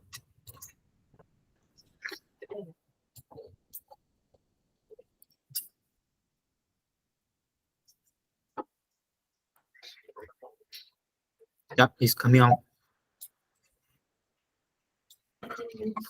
Okay, you can see my screen? Yes, we can. Thanks. Yeah, okay. So thank you for the opportunity. So I just want to share a little bit on some of the things that I like to try on some of the in teaching novice programmers. So Norman and I, we are teaching the first year computing course in SUTD. And so I think recently, I happened to find out this paper called the error landscape, which I think is very interesting. It's not my work, but someone else's work, but I think it's very interesting and it's valuable for our discussions as a computing teacher here. So I think one of the trigger about why I find it interesting is that so previously we in SUTD we tried to facilitate students. So one of the things that we found out is that some students find it difficult to figure out and to implement correct solutions at the end of programming solutions. So we come up with problem solving frameworks. We call it the PCDIP over here. So it starts with problem definitions. What is the input? What is the output? Students have to work out with concrete cases before they write down the pseudocode in the design of algorithm. And only then they started to implement and test iteratively. Right? So one of the things that we tend to note, or I tend to note also as an educator, is many of the students struggle and they stuck because they don't think about the data type, right? And I think that's one of the tricky thing about Pythons that I realize, because Python is dynamic typing and we seldom teach students think about the data types when we are teaching them coding in Pythons. And recently we actually found this paper. It's called the error landscape, and it's characterizing the mistakes of novice programmers. It's focused on novice programmers. They actually get the data from book in introductory programming in Coursera, and this paper basically discuss about quantitative analysis, and it's like really huge data set, like about 300,000 implementations. So I think it's a really large number of solutions that they're trying to analyze. They actually try to capture the stages of the student solution, not just the final solution that students submitting, but also like the earlier stages. And then they try to do a few things. One of the things that they try to do as compared to previous paper is actually to look into the runtime analysis, runtime errors, because many of the earlier papers focus on compile time errors, but they also look into runtime errors. And that's one of the things that I want to share also. The other thing is actually they don't just look into which error is the largest, but they also look into the evolution of error, which error that tend to diminish, which error that tend to continue until the end, right? So this is one of the results. So I'm just going to focus on a few things, which I think is interesting. So if you look at the bottom left here, there is an arrow that pointing to the syntax error. So the largest error that they found from this online course is still the students are unable to get the correct results. So 50% of the errors basically incorrect results. Right? So that's actually huge and significant. It means like students, even though sometimes they may overcome the syntax error, but they're still unable to pass through the test cases and all these kind of things. Right? But that's not the focus of today's sharing. I'd like to share actually the other errors. The runtime errors is actually larger than the syntax error. If you look at the syntax error, it's only like about 12%, but many students encounter runtime error, which is in accumulative is like about 35%. And among all these runtime errors, there are two kind of errors that they found is quite large. And the first one is the name error, and the second one is the type error. So later I will show you what are the common causes of name error and type error. But this is something that we can think of, because even name error and type error, if you just combine it, is already larger than syntax error. And I think many times that we focus on the syntax, we try to teach students the right syntax or these kind of things. But it turns out like many of the issues are happening somewhere else. This is another result that they have, and this is actually on the error evolutions. So the interesting point here is the percentage of occurrence as a final state. And if you see that at the end, the syntax error actually reduced to 0%. So it means when they submitted, many of them are able to resolve the syntax error. But some of the runtime errors, they are still unable to resolve it. Okay. Import error is one of them. But again, the two common things that they found out that is quite significant is again the name error and the type error, right? So as you read this paper, you'll see that this name error and type error keep on like occurring again and again. So what are the common causes for the name error in Python? The first one is like misspelled built-in functions. So some of these things actually can be easily checked. Some students, they use undefined variables, for example, and some students actually mix up the sequence. So they define the variable only after they use it. This also can create a name error.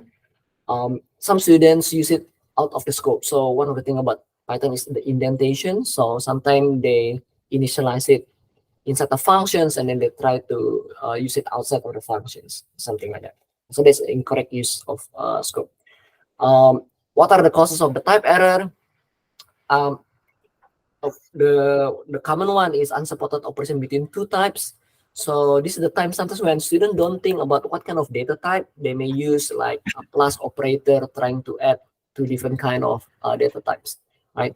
So I think this is very common because students, they don't really think what is the data type of the name that they're using or the variables that they are using.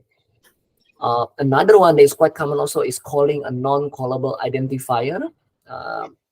So it's not a functions, but then they actually try to call it as a functions. Another one is incorrect type of list index. List only use like integer, but when they try to use variable to index a list, sometimes that variable that they use as an index is not an integer data type, right? And then another one is common is iterating through a non-iterative identifier. So for example, there's some data type that can be iterated like a list, a dictionary, a string. But what happened is that along the way, some of these variable may change, and they thought that it is still the list or the array or the dictionary. So they try to use a for loop for this kind of variable name. So they may accidentally make that kind of mistakes, or they use the same name that they override the name, and that was previously initialized as a list. So it causes a type error, right? So many of these things. So I think what we found as part of our intuition when we are teaching, we found that many students do not think about the data type. It turns out that it becomes like one of the larger number that students tend to have difficulties when they try to implement a correct Python codes. And in fact, until the end, sometimes they still cannot resolve it because they don't really think about the data type. So one of the things that actually Python provides, which is starting from Python 3.5, is what they call as a type annotations, right? So in some programming languages, they statically type, they have, I mean, as a programmer, you have to declare what is the data type. In Python, you don't have to do that, but I think if we try to help the students and the novice programmer to think about data types, thinking about what kind of data it is, and trying to annotate those things, it may help them to overcome some of these problems like the name error and the type error. So the type annotation in Python is very similar to Swift. If any of you are teaching like iOS programming, you may be familiar with some of these things. Basically, in a normal function definition, you just need to declare what is your variable name as your argument. But in when you use the type annotation, you can actually declare what is, or you can annotate this name is actually of the type string. And if you want to annotate what is the return value of that functions, you use an arrow, and then you put what is the type of that functions. So in this case, when students are thinking about input and output, they have to think about, okay, what is the input data type? What's the output data type? Right? You can actually name, or we call it as an alias over here. So like factor can be an alias of a list where element of the list is actually a float. So you can actually use that alias as part of your type annotations. There is a tool that can help to do check. So MyPy is an optional static type checker for Python.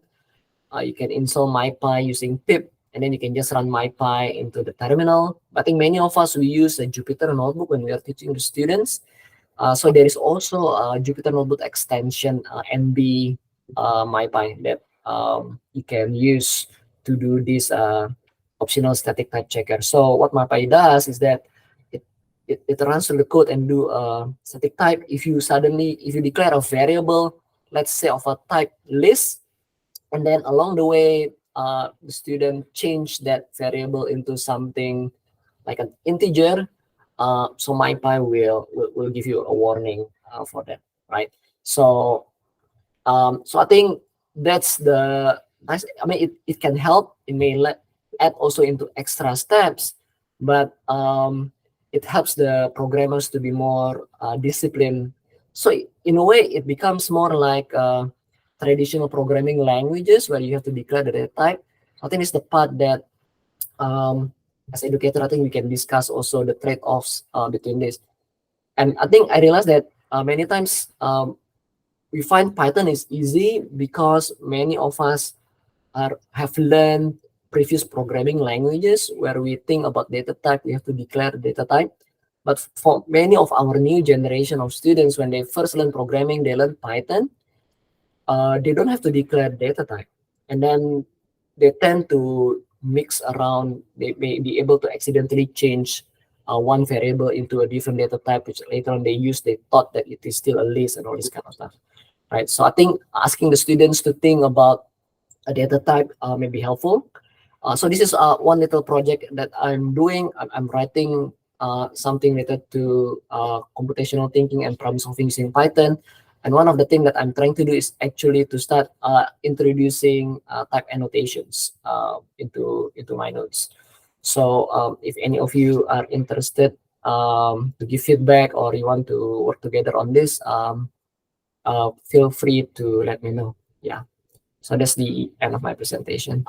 Thank you.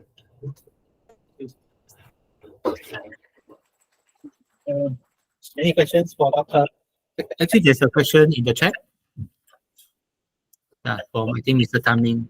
Okay, so for a student who will start learning Python today, is it a good idea to introduce type annotation at the beginning and make it a habit to use it? I've been thinking whether I should update my books to use type annotation, but I'm a bit hesitant. Yeah, so I'm also I can understand your hesitation. So I think many courses decided to choose Python because it is easier to teach, and one of the thing why it is easier to teach because you can just focus on the structures, the algorithms.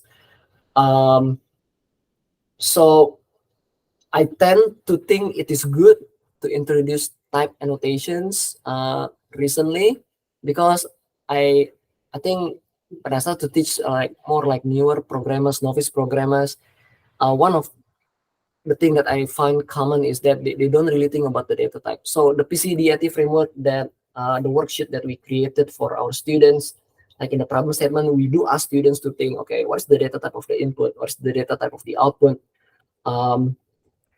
But then along the way, even not just in the problem statement, when you talk about the, let's say, started the design of algorithm, certain data type can be done in a certain way, so certain step may change.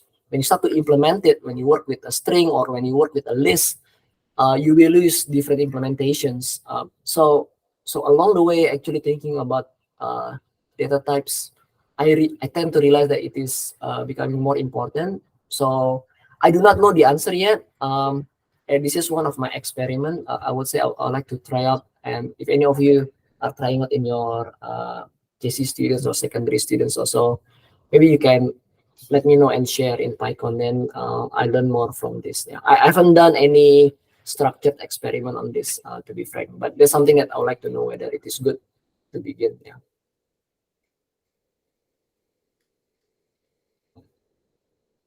Any questions?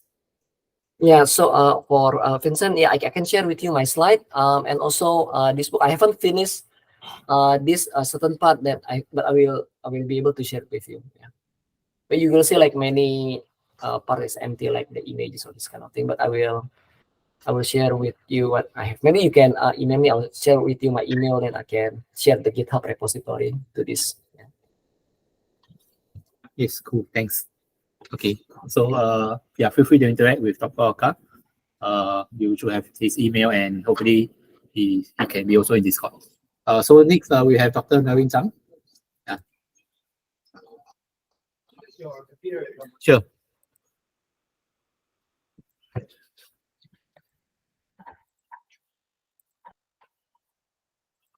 You have the Discord. I just pasted it into the general. Sorry. Yeah. Just call that up. I'll just start my clock. Okay. Hello, my name is Melvin. So it's always good to be here at this conference, speaking to teachers and other educators. So for me, myself, I'm not really like a full-time teacher, although I work at a non-profit that does teaching.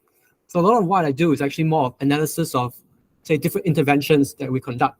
When we do this online, we focus more on like online teaching. Yeah. Okay. So today I'll talk about a topic that's a little bit closer to what I'm doing, which is statistics, but with Python.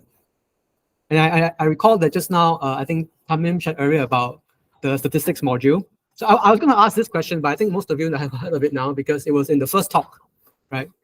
But maybe I'll just ask, how many of you heard of it for the first time today, that there is a statistics module in Python? Okay. And it has all the familiar things that we do, mean, mode, median, and so forth. Variance. And I think Vincent talked about linear regression. That's also there. Of course, if you realize that it has variance and covariance, you can easily do the ordinary least squares regression very simply because the slope is related to the covariance. Right? So here's just a simple example of what it looks like in Python. You may wonder, why do we need to do all this? Like mean is very simple, right? Mean is the sum over the number of elements.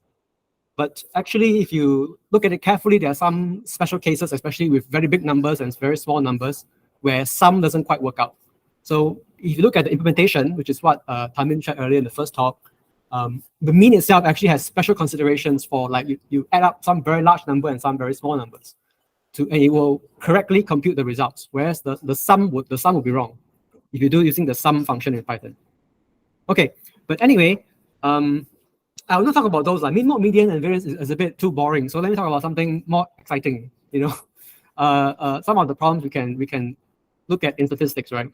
So at least I think in H2 mathematics, we talk mostly about frequentist statistics, which is talking about, you know, carrying out an experiment and repeating the experiment many times and looking at the fraction of, you know, how many cases event A happened versus all the number of times you repeated the experiment, right? So one of the more famous problems is this Monty Hall problem. It's actually a game show, right? Think of a game show where you have 3 doors and they're all closed at the beginning.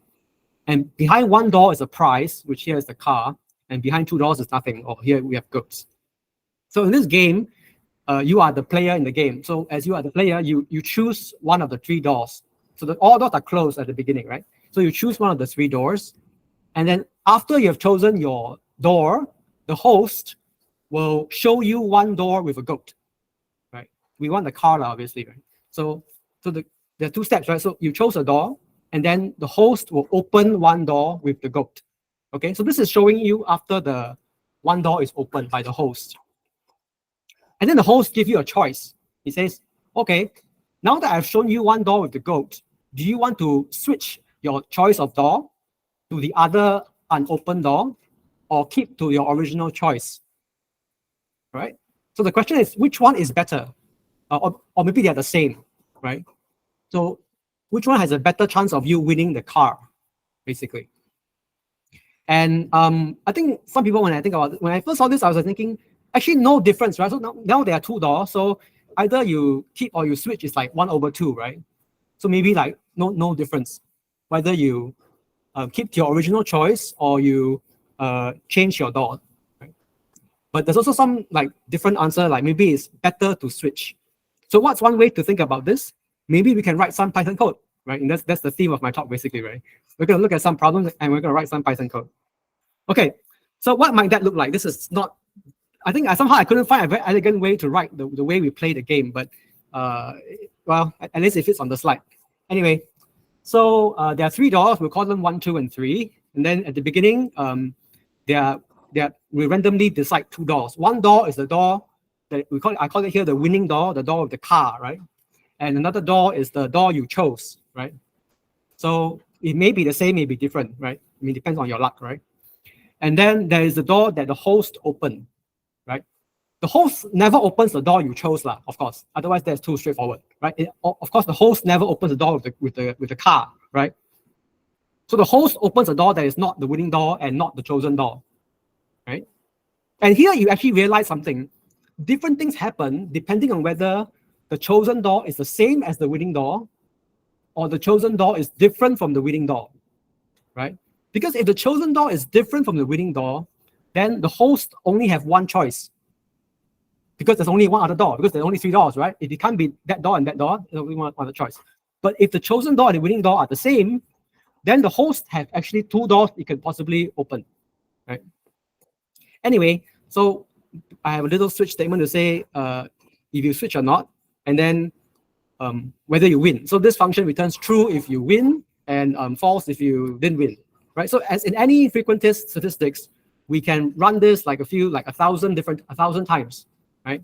And check how many out of those 1,000 times, how many times you win and how many times you didn't win, so to speak, right?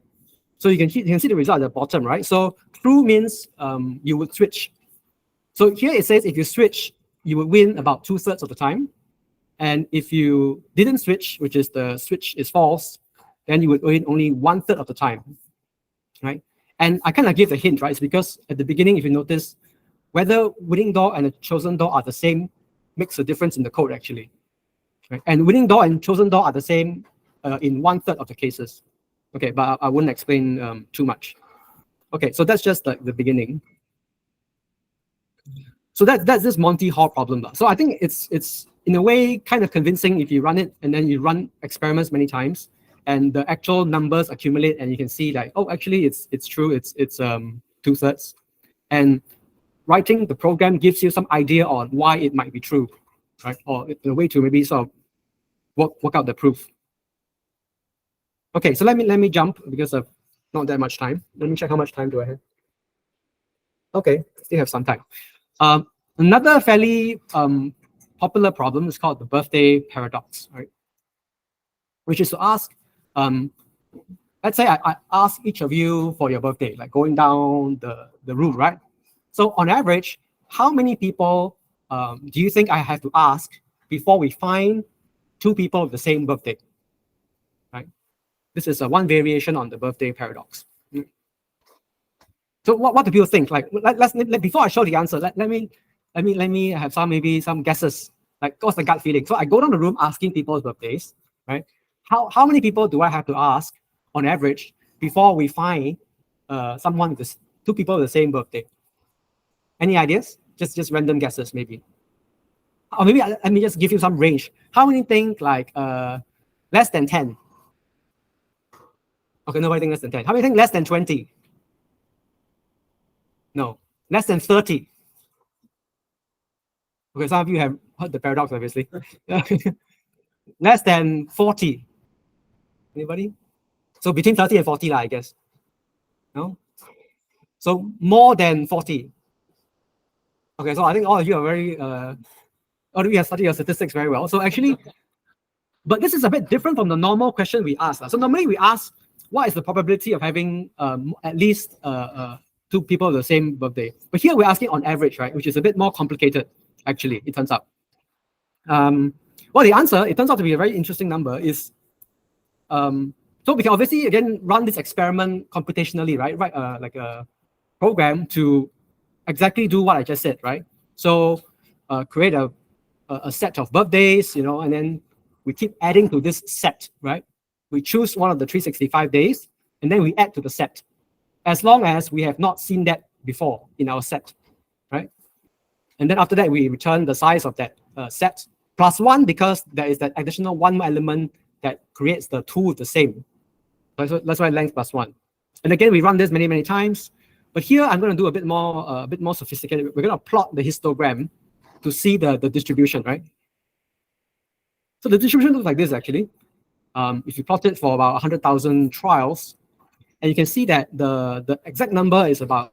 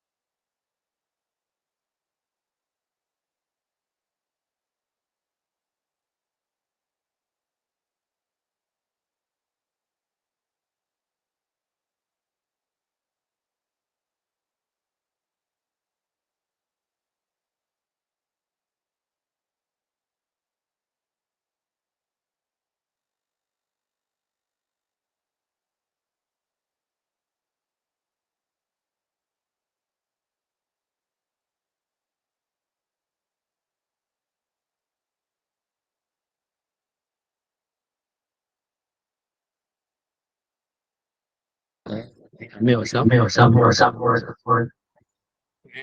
And then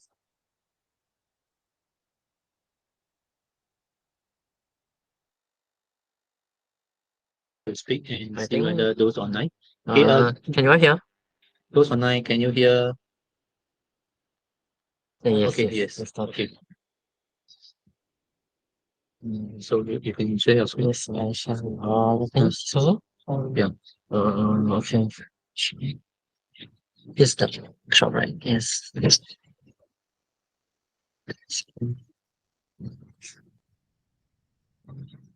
Okay. Okay.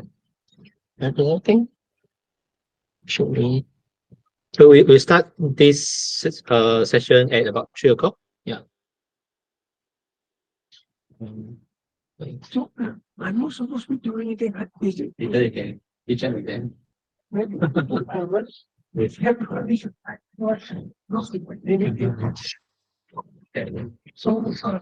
probably So it's legal. how long will it take? How long? Uh, 45 minutes to an hour, depending on how in depth I go.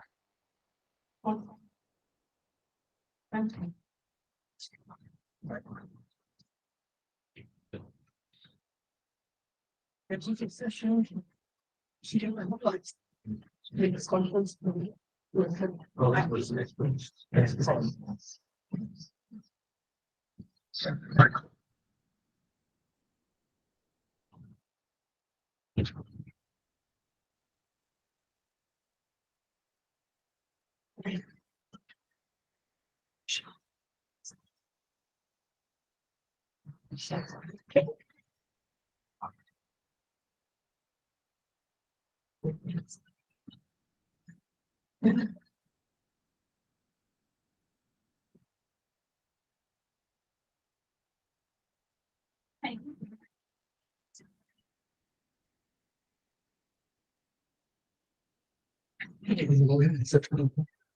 What's your grade on?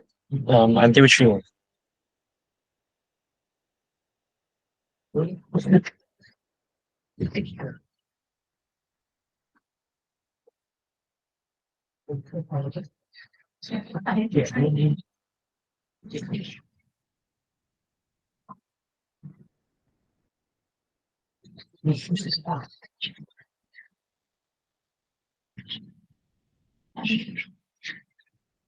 That's good.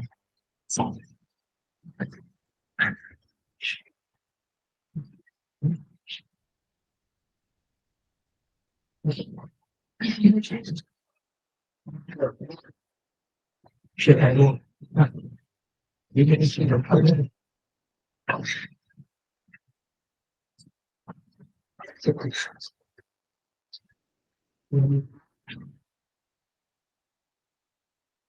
What you can say?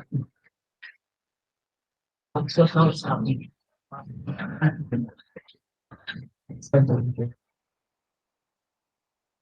Oh, I don't know. No, what is it? No.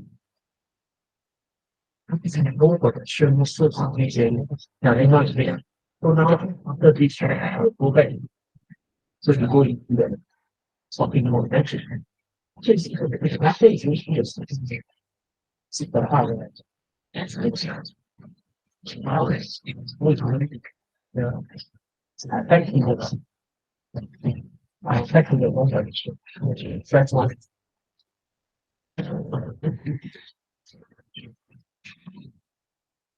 I hope it's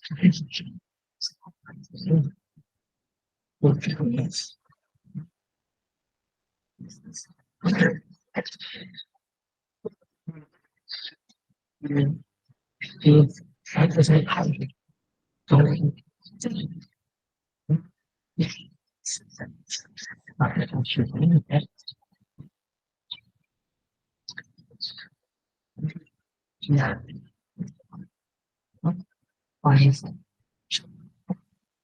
Okay, should we start now? 3 o'clock. Okay. Okay, yes, I'm back again. Yes. Yeah, so this is actually my main workshop. I gave a quite nice name, right? Igniting conversations using files. Yes. So actually in this workshop you'll be learning how to chat PDF work, right? Which I've said just now, and how can we actually blend our files with ChatGPT. Yeah. So I'm going to introduce all of you to this framework known as LangChain. It's actually an open source framework. You can view the source at GitHub, and it actually gives ChatGPT the ability to read your files. I've explained some just now, but in this I'll give a very detailed explanation on how is it doing so. And you can chain multiple tools to be used with GPT. For example, I heard just now that some teachers complain that ChatGPT cannot do math. You can actually chain GPT with Wolfram Alpha using LangChain in order to solve the issue. We will dive into that. It's not in my slides currently, but maybe I can show something later. And yeah, this is all about LangChain. And all you ever need to do chat PDF is actually just a Google Colab, as usual. So the slides is already in the Discord. If you want, you can click on the QR code. It's also a hyperlink. Or if you're on iPad, you can scan the QR code. Just use file, make a copy. Yeah. Okay. So this one, I'll wait for about 10 seconds. Cause you can follow along this workshop and build their own chat PDF if you are interested.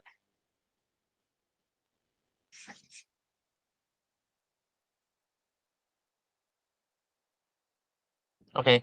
Yes. Let's start. Okay. So this is a very detailed workshop. So don't blame me if I get too naggy.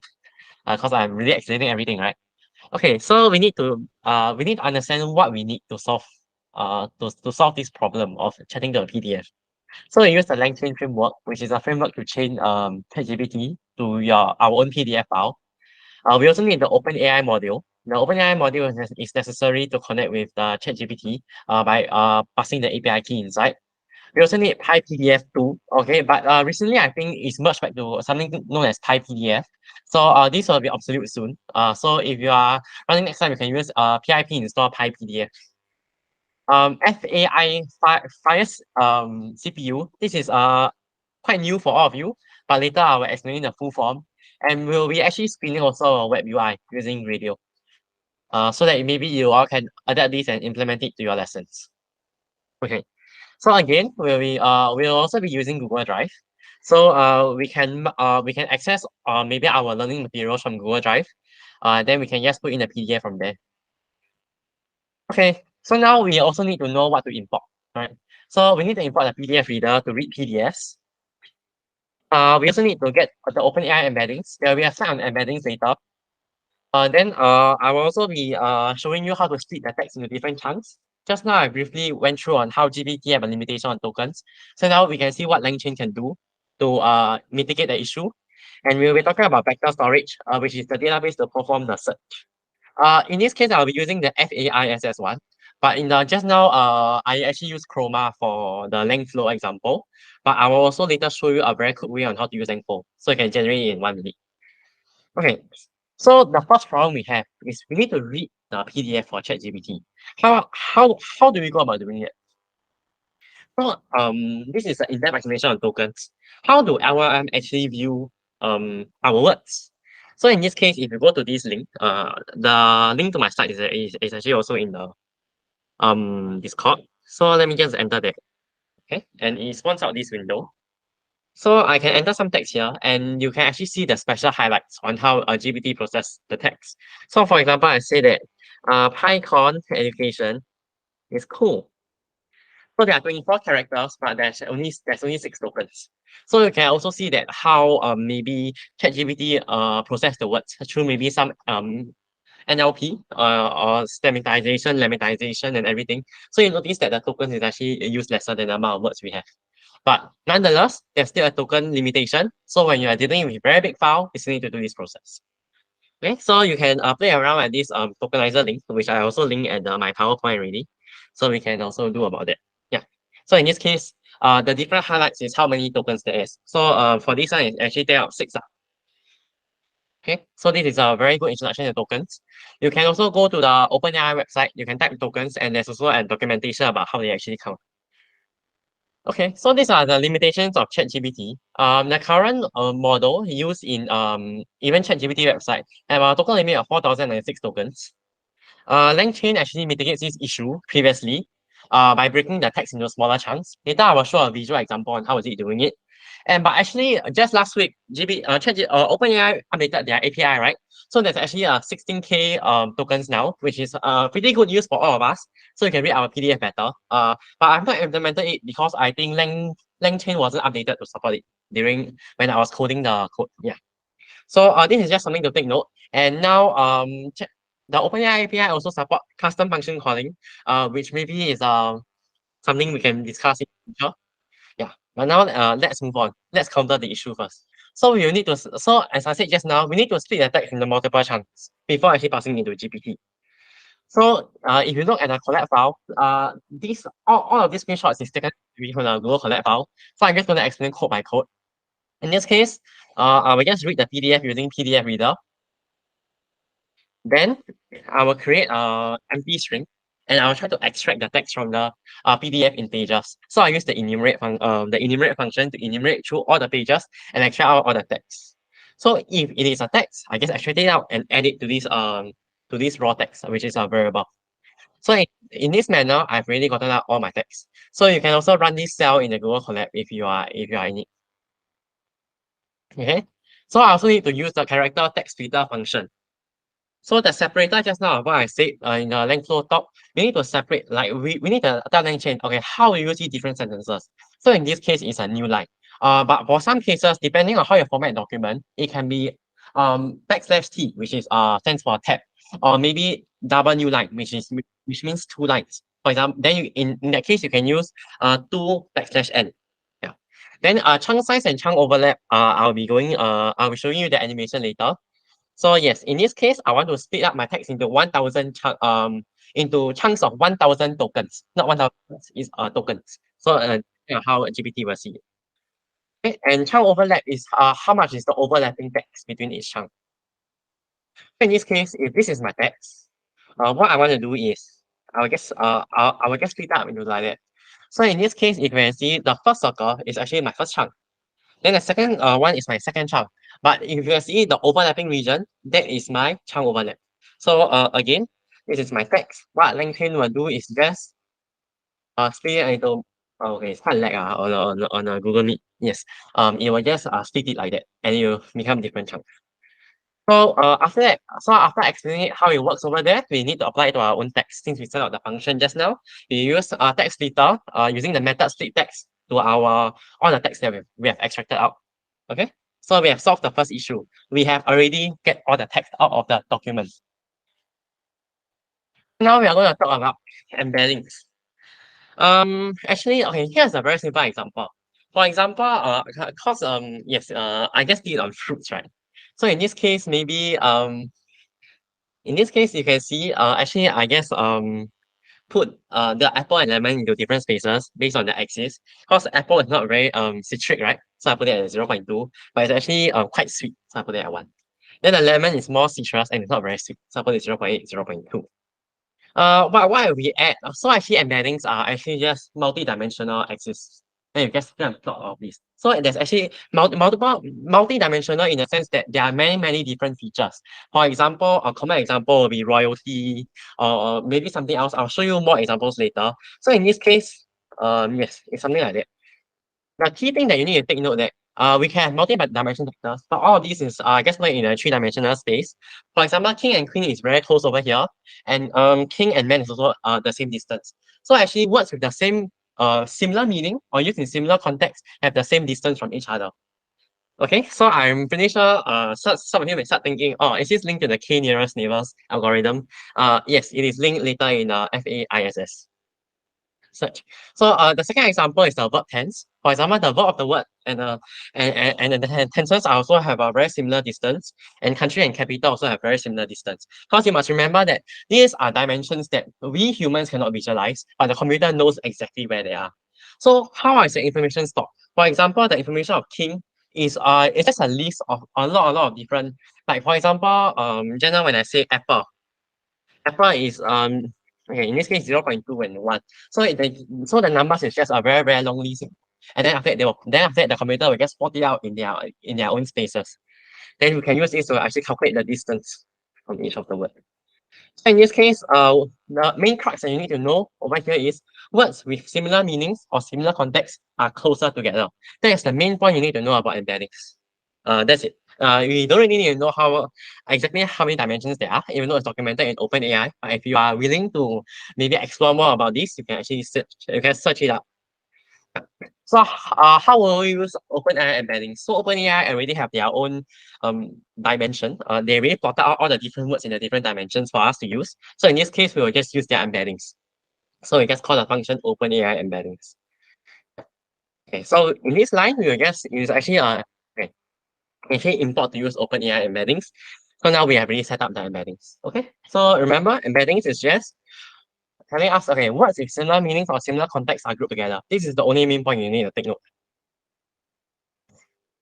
Okay, so now if you go through the collect file, now the section is about FAISS, Facebook AI Similarity Search. So you see similarity search, you also know, is this linked to embeddings? Yes. So actually what it does, FAISS is actually something done by Meta now, but they call it Facebook last time. So a group of Facebook engineers who came out with this algorithm to search to search the meaning in this vector space in the n-dimensional vector space. So yes, so it will actually find the nearest neighbors of a particular word within a set of embeddings. So in this case, if I plot out my own PDF text and I plot out OpenAI embeddings together, what will happen? Then after that I can see how my text is linking to all the different words out there in the world. So this is only what you need to know. Okay, for example, now is durian season, right? And yeah. So I wanted to eat durian yesterday, so actually I put it inside. So in this case, durian is not that citric, but it's also very sweet, but it's not very juicy. So in this case, where will durian go? So in this case, it will be closer to apple. So in this case, it's over here. So maybe the vector will be 1.0 on the sweetness, but it's 0 on citrusness and 0 on juiciness. So in this case, you can imagine it being in the 4th, 5th, 6th, 7 dimensions. I think OpenAI use up to the 1000 plus dimensions. So you can ensure that the words are really correlated in some sense. So in this case, it's a kitten example. So maybe you see all the pink dots, those are OpenAI embeddings. Okay. Then after that, I query a kitten. So whenever I write the word kitten, they will straight away link it to cat before linking it to something else. So you will find the nearest correlation to the word. In the n-dimensional vector spaces, there are also many, many other words out there other than cats. This is a very simplified version of it. Okay, so this diagram maybe take some time to digest. Another one is the banana and apple. Since they are both fruits, it's very close together. Compared to banana and chicken, one is a fruit, one is a livestock. So it's quite far away from each other in this vector space. But maybe in a more dimensional vector spaces, they may be closer together. Why is it so? Because maybe I have another dimension called food, and both of them in that particular vector space, they're closer together. Okay, so how will you use FAISS? Since you have extracted all the text, we'll just call it and then use the method from text and then put our text that we extracted and the embeddings of OpenAI. So this will actually just give it a rough sense about where our words are and where the OpenAI embeddings. Then later we use a similarity search function. Okay. So now we'll be using LangChain finally. After we have used all the different modules. So we need to use a large language model. I'm pretty sure some speakers just now introduced large language model. Large language models are like your ChatGPT, Google Bard, and now have Llama or ChatGLM if you're into Chinese generative AI. Yeah. So this is just to initialize the model. So currently I'm using Chat OpenAI. So maybe in some YouTube videos that you watch, they are still using OpenAI because it's relatively cheaper. That's the first thing. And the second thing is that Chat OpenAI uses the chat completion framework, which is the one that is currently in the interface which uses ChatGPT. But the other one is a pure text-based. So this is more trained in the sense that you have more knowledge compared to the older, compared to DaVinci, which is another model by OpenAI. So in this case, I'll be using it. And then you may be wondering, how come the temperature I set to 0.0? Temperature in a large language model controls the creativity of the model. When I set it to 0, I'm actually telling it, don't be creative, do not hallucinate. If you cannot find this from my document, you tell me you do not know, instead of coming up with your own knowledge. So by setting it with a very, very low temperature value, we are forcing ChatGPT to try to rely on our own notes only. But if you have read the news some days, right, apparently a godfather of AI said that the transformer network currently still cannot escape hallucination. So we don't know how this goes, but at least we can try to mitigate the problem of hallucinations by restricting the creativity. So temperature we try to set it to 0.0 always. Okay, so now we can start to use our question and answer chain. So in this case, load QA chain is a chain is something which uses multiple tools in LangChain. That's why it's called LangChain, right? So you can use tools like Wolfram Alpha, Google search using Sub API, and all of these combined together. Then this chain will combine all the different tools together. But in this case, I will only be using the large language model, which is ChatGPT. So in this case, I have really defined, I really initialized an instance of Chat OpenAI, which is the instance of a ChatGPT core. So in this case, I'll put an LLM equal LLM, and the chain type is equal to stuff. So what stuff do is that it will take all my text and feed into ChatGPT, and then it will give me the answer. But there are also different chain types. Okay, so I will just tell you the different chain type. So for sometimes if you never use a character text editor, there's MapReduce. MapReduce separate text into different batches before feeding into the LLM. For refine, it actually separate text into different batches, and then it will feed 1 batch, 2 batch, 3 batch, and all the batch. Then after that, it will combine all the answers together and refine the answer. The third one is map re-rank. So this one is separate all the text into different batches, feed all the batches, and it gives a score on the answer. Okay, how close are you? How close are you? How close are you? Then the answer with the highest score is the one that the chatbot will give you. Okay, so maybe in some LinkedIn videos, you've seen some videos on how come there's a similarity score. Maybe they use the map re-rank from LangChain. Okay, so actually now we can use our bot. In this case, I will just explain the code first. So in this case, I will just define a function called AskGPT. Okay, the correct question is actually quite not needed. You can actually straight away passing question. Then I will perform a similarity search through docs. Because just now I have declared my FAISS, the Facebook AI similarity search as doc search. So we'll be able to use this method of doc search. In this case, I'll use doc search dot similarity search. So what similarity search is just now what I told you about embeddings. Whenever that there's a word, okay, like for example, cat and kitten, it will straight away find the nearest neighbors and then it will try to come up with an answer. So in this case, it's searching your question into the entire n-dimensional space to feed you out an answer. So that's essentially how we are talking to a PDF. Okay, so in this case, we will run the question answer chain to generate an answer through response. So we will run the chain. The chain will use the large language model, and it will feed inside our PDF or the extracted text from the PDF, and it will give us an answer. So this is exactly how LangFlow works, or just now how I explained to you. It's actually the same thing, but it's written in code now. Yep. Okay. So now maybe we want to bring it into the class. We want to maybe just now I've said about using Streamlit to deploy that LangFlow and the flow state in order to use the model. But we can also use this code and use something known as Gradio. Did any of you hear of Gradio before?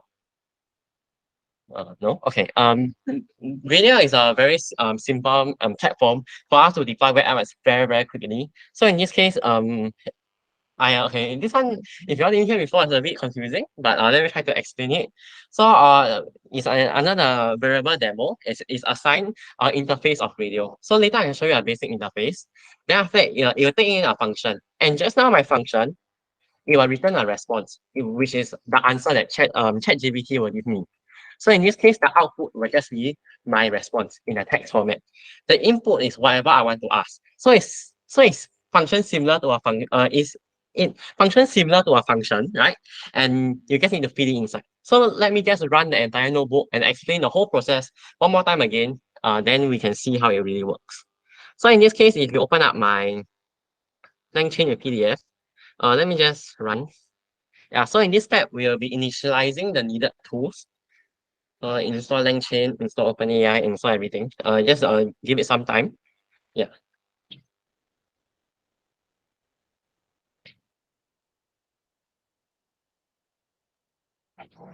Okay, just give it some more time.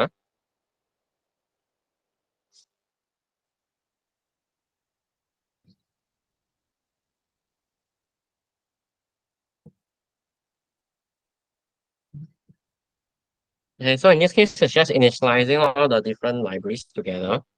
Okay, you see tick token over here. I didn't add it inside because I guess you guys said it's a requirement. So tick token is actually a token counter for LangChain. So tick token is a module which LangChain uses to count, okay, how many tokens I've already fit into GPT. You already have the algorithm built inside. Okay, so I guess mount my Google Drive and I'll be mounting the same notes, which is my chemistry chapter 1 notes again, the one that I used in LangChain just now. So we'll be able to see how can we use it in a different platform. Yeah. So let me just mount my Google Drive. Okay. It takes quite a while. I got quite a lot of files in my Google Drive. Yeah. Okay. Then just change directory. Yeah. Okay, just let it run. Okay, so in this case, if I'm using it just now, you will need to enter your PDF. You need to enter your PDF name. So in this case, I think I name it as.pdf. So let me just run it. Yeah. Yeah. So you can how will you go about doing it is you can just go to /g drive my drive, which I've already changed my directory to there. So you can just enter your folder. Like for example, if inside if the thing is inside TYS answers, so I just go TYS answers / then the file name. So in this case, I already put it to your Google Drive. So you just need to straight away, if it's outside, you can straight away just put you can pass it in a string and put a file name inside. You also do the same thing. Then initialize raw text. Yeah, to make it global. Then in this case, I will extract the text. Then I will actually use the text splitter and split into different chunks. So to show you how it actually looks like now is, after splitting it into different chunks, this is how it looks like.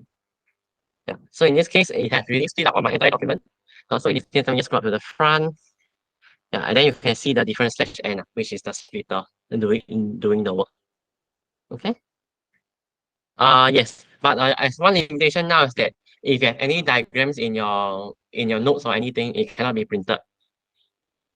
Okay, so next step is to look up the OpenAI embeddings, which is the n-dimensional space where they really plot all the points for you. Then use Facebook, set up Facebook AI similarity search using the assigning to the doc search, set up the large language model called ChatGPT. Then we load the question and answer chain. We start the question and answer. Then we can really start using ChatGPT, right? So in this case, how I run it is I will just run it, ask GPT. Then I will ask him, okay, what is maybe in chemistry, this chapter, first ionization energy. Okay, then I'll just run it. Then it will connect to ChatGPT and you'll be able to give you an answer. Yep, and here's the answer. Okay, so this is how you build your own chat PDF. And of course, just now when I say that we can also spawn a web interface, we can actually just you can actually run this. So if you put share equal true, which is over here, is actually a live link which you can use in class. So in this case, I can just you can maybe ask your students to click inside here using a QR code, and they will be able to use it. So in this case, I will also ask the same thing. What is the first ionization energy?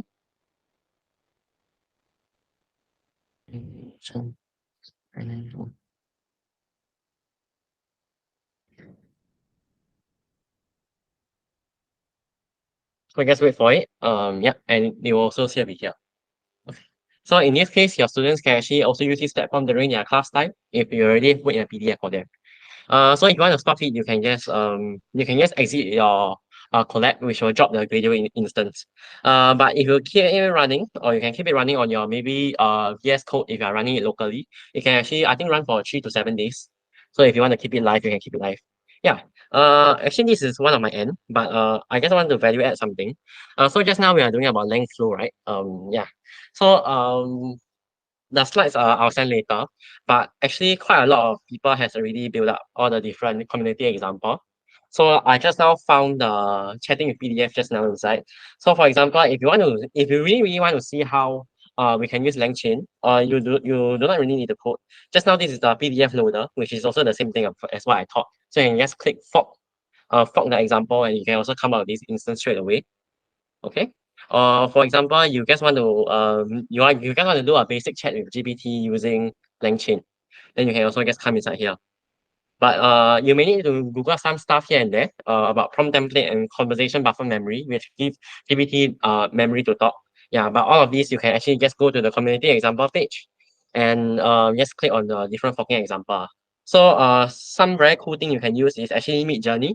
Midjourney is a generative AI which is quite popular nowadays. But I think it requires a Discord account, right? And it's quite expensive. It's about $20 plus dollars. But you can actually generate quite cool art with LangChain. Multiple vector storage is used for different, like for example, if you have 3 or 4 different PDFs, you want to chain this PDF together, you can use multiple vector stores. Yeah, so in this case, it will look a lot more complicated, but you can just Google around and there's no code. You just need to upload the file and upload the API key and everything is automated. Actually I ended quite early, right? So yes, this is the end of my sharing. Yes. Okay, thank you.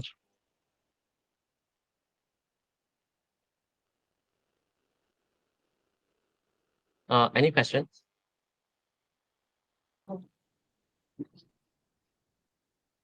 Yes. I'm gonna remove it after today's conference. Sure. I mean, like keys.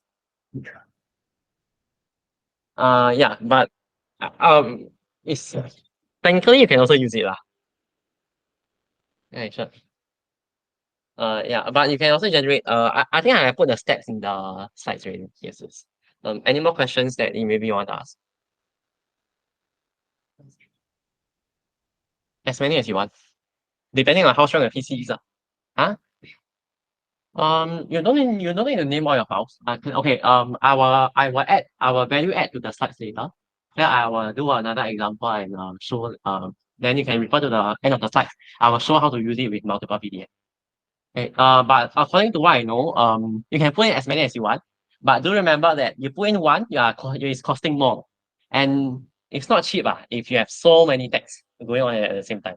And remember the embeddings and the similarity search, it will really take up quite a huge cost. So currently, if you are curious, I think about for maybe 1,000 words is about 0.003 cents. But if your notes have maybe 10,000, 20,000 words and maybe 50, 60 people using it at the same time, then you may want to think of the cost really. Yes. Application. Right. Those chatbots, right? Mm. Okay, currently the chatbot actually quite Quite what? I mean, they are not really very useful. This chatbot that you use. So like say you use ChatGPT, right? As for chatbot. So we are not processing our own document. So instead of having to change the code every time with the new docs, like can we use a folder exchange? Okay, actually, all you need to do, right? Like for example, just now my code over here, you can straight away just edit your PDF name. So for example, if you have multiple PDF, you just need to maybe create a folder, enter the folder and use a different name. So yeah, like for example, if I want to access, I have this test folder, right? So maybe in this case, I'll just put /test, which is to enter a folder, then I slash the PDF name. So it's this code works for all PDF, except for some PDFs with special highlighting. There's some highlighters which will break the PDF code, right? So maybe you just need to convert it. You first convert it to words first, then convert it back to PDF. It will fix the issue. Yeah, if you are doing on research papers. Yeah, that's what I learned yesterday. Yeah. Sorry, this morning at 3 a.m. right? Yes. Okay. Yes. And another thing, right? Just now, I think I said, yeah. I actually did a talk on, if you are more interested in learning how to use the OpenAI API, I actually did a talk at BuildingBloCS, where I showed how to use how the OpenAI API work and how do we feed information inside. And I also showed how to tune the hyperparameters for better responses. Yeah. So if you're interested, you can also watch it. I name it Insights into OpenAI API. Okay. Yes. This marks the end. Unless we have more questions. No. Okay. Thank you.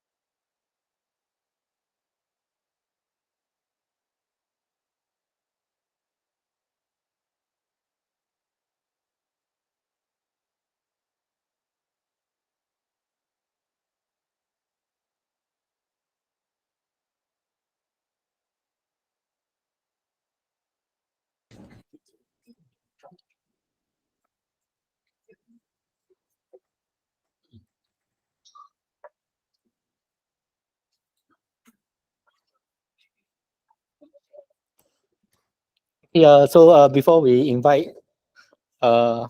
Leong, just want to do a quick sharing about some things that I learned when I attended this Bebras workshop. Right. So the is this is informatics, this is CT, and from Bebras to Python. So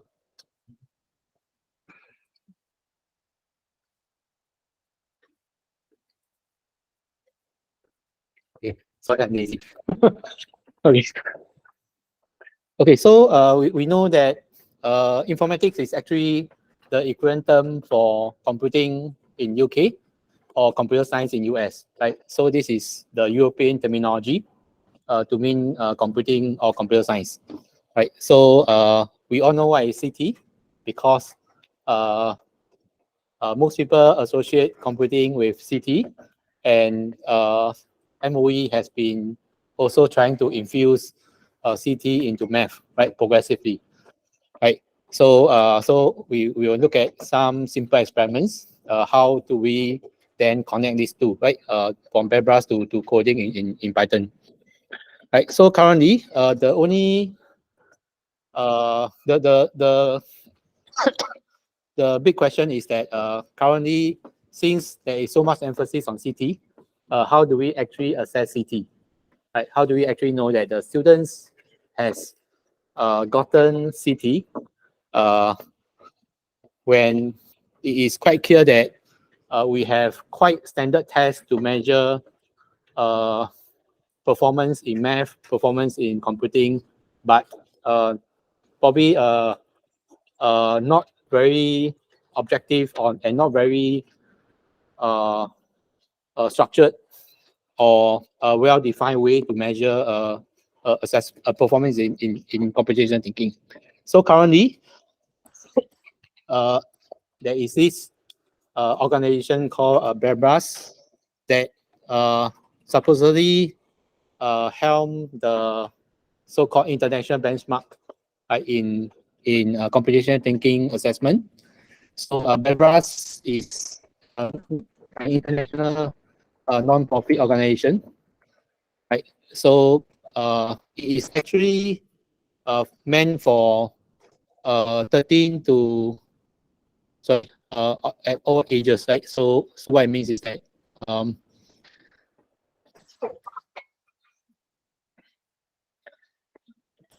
sorry. Yeah.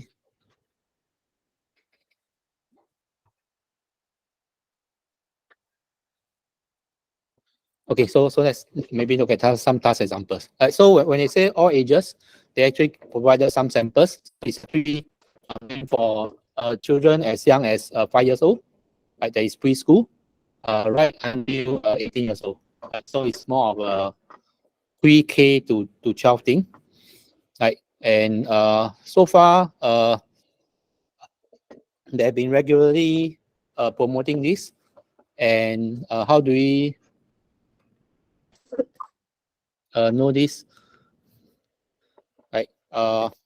Because every year there is this event called the International Bebras Workshop, and for the COVID years, it was actually held online, but they also have tried to do it on site as hybrid. Right? So currently, things are still hybrid, and it's usually held around middle of May, right? Usually in some European country, but they are trying to rotate it around. The actual competition, right, is actually sometime in November. Right. So what happens is that sometime in May, the international representatives will come together either on site or online, and they will actually they will actually submit and then vet and improve some standard Bebras tasks, so that different countries will then pick a set of tasks for their students to complete, for students in their countries to complete within this period around early November. And we have some interesting statistics of all the countries that part. Right. So right. So over the years, right, it has actually increased quite a bit of participation across different countries. Right. So even in some relatively smaller countries, we have at least a few thousand. Right. So Singapore always like to be number one, right? Yeah. So where do you think Singapore is? Right. So we are actually number 2 last year. From the bottom. Yes. Okay. So number 1 is Bulgaria, right? But we are not far behind at about 1,599. And actually, the numbers before last year was even smaller, right? What happened was that last year, you realized that that period is actually not very conducive for our local school students, right? So we actually requested for them to change the period for certain countries, so that we can reach out to more students to encourage them to take part. Right. So despite that, yeah, we have still a long way to go, right?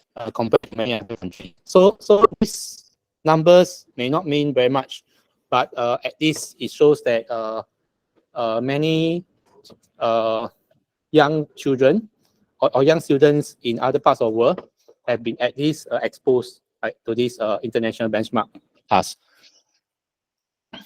Right. So so the people who actually come together to set this set of tasks, when you actually get to know them, they are actually mostly from the universities. And these are actually people who have been involved in setting the International Olympiad in Informatics, as well as the International Math Olympiad task. Right. So and because one of the aim is also to promote informatics education, not too long ago, actually last year, right, they came out with some report that lists about the current situation of how informatics education in schools, K-12 schools, are doing in Europe. It's actually a recent publication, 2022. And from here, we will post the site so that you can take some time to digest if you're interested in this computer education. Probably CBDD will also know, right? Because they scan, they do some environment scan, right? Yeah.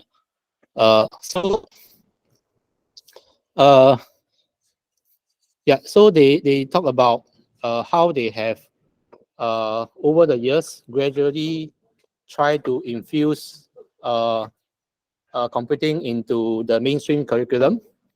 In the primary school, it's mainly something that's taught by any teacher. That means you don't need to have a computing degree. You actually try to learn it and try to teach it, right? But they mostly use block-based programming.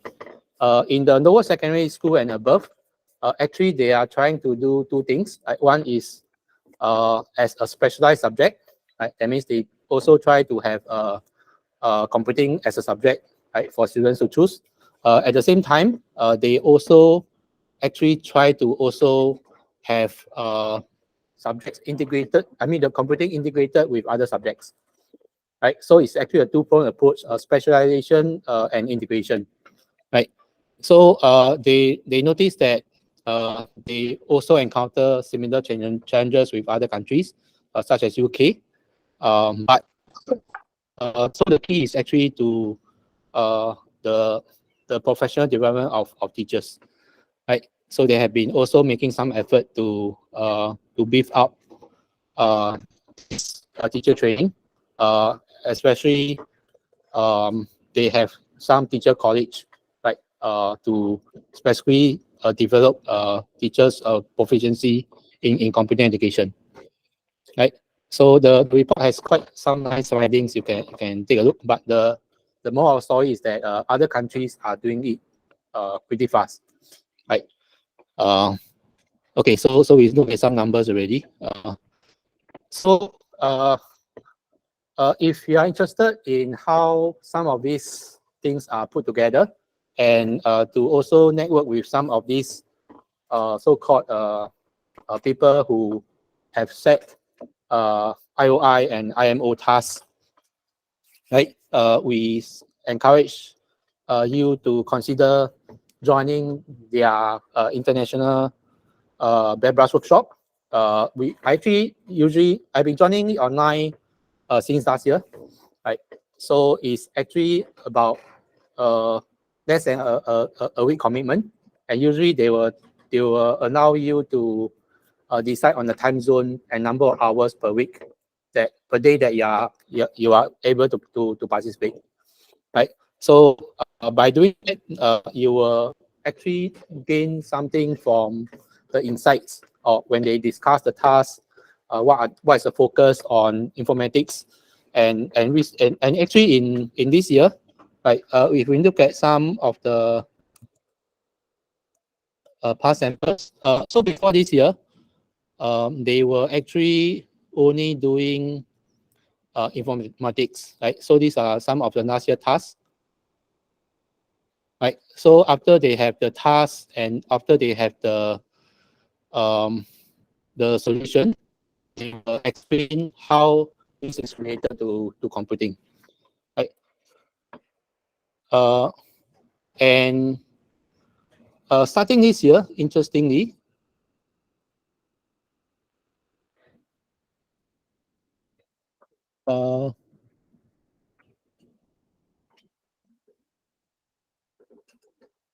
they also have a task. Okay, they also have a section.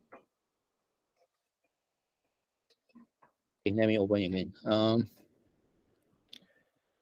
Okay, this is supposed to be this year's task, but they are rejected tasks, right? So you won't see them in this year's contest, right? But interestingly, they also have, apart from the this is informatics section, right? They also have a section on this is computational thinking, right? So there is three a more effort or more deliberate attempt to try to make computational thinking more explicit, right? Not only for computing, right? Not only the computing concepts, right? And they actually also list down some of the concepts and how the task solution is applied. Right? So that is, if you are interested in this thing, you probably can try to attend. It's actually not free, but it's quite affordable if you participate online. It costs about 20 US or 20 euro, right? But I think for the experience, is actually quite worth it, right? So we've been trying to encourage MOE to have some role in this, because this is really representing the country in understanding how CT and informatics education is progressing, right? Over the years, and they are actually moving quite fast, right? And the other, so this year you'll be in Serbia, and next year you'll be in Korea, right? The other added advantage is that you will actually have access to all the past years archive of BuildingBloCS tasks, right? So every year they are probably usually about 200-300 tasks. So this could form a rich resource, right, for you to get some ideas, like how to set meaningful and tasks that have been vetted by an international committee that can hopefully assess some computing and some CT, right? Okay, so what's the link then between CT and coding, right? So there's this UK com science guru, Mr. Miles Berry. Right, so in 2015, he wrote an article. The link is provided. It will be shared also. That he compared CT to be the first step, right, of problem solving, and subsequently after you have solved the problem using computation thinking, you should actually attempt to try to automate it by doing coding, right? So CT is the first step, and coding should be the follow-up, right? And he gave an analogy that if you only do CT, it's like only learning science without doing experiments, right? So it will be something that hopefully we can help to then move our students from effective problem solving using CT and then to automation using coding, right? So however, because this CT task does not BERBRA's task does not assume that the students know coding, and they also do not assess coding. So I was trying to play around and see whether I can automate, try to automate or set problems from some of the BERBRA tasks that will transfer from CT to programming. So of course I'm very lazy, so I just use ChatGPT or generative AI. Right. So for the first attempt is I try to use BERBRA's. So I tend to use BART. Right. The advantage of using Google BART is that after you generate the attempt, you can actually get it to export the response to Google Colab. Right. Then the students can actually see not only the code, but they can actually try and run the code. Right. Unfortunately, it wasn't very successful because the but somehow says that the BERBRA's task is to write a program that prints the first 10 Fibonacci number. So far, there has been no BERBRA's task that does this, right? Because it's a programming task, right? This is not a CD task. So apparently, BART failed quite badly, right? At the current stage, right? So I went to ask ChatGPT, right? So the first attempt is that I asked just a simple question, right? Can you convert one sample BERBRA's task to a Python programming one? Right? Then they asked me, oh yeah, actually they can, but they actually are smart enough to tell me what BERBRA's task usually encompass, and then whether I want to provide a specific one or shall I let ChatGPT do a random one. So again, since I'm very lazy, I just asked him to try a random one. So because now ChatGPT has this plugin, ChatGPT Plus has this plugin enabled, right? So you can actually browse the web if you enable the plugin, and then after that, it actually came up with some possible Python implementation, right? And then when I asked how does it show computational thinking, it actually can produce some rather sensible response. Right, so seems that ChatGPT can be quite smart, right? But I also realized that most of the time BERBRA's tasks, because they are quite accessible to they want to make it quite accessible to young children. Most of the time they actually have images, right? So currently, I think ChatGPT, despite the plus and the promise to integrate just that capability has not been fully implemented, right? So so my second attempt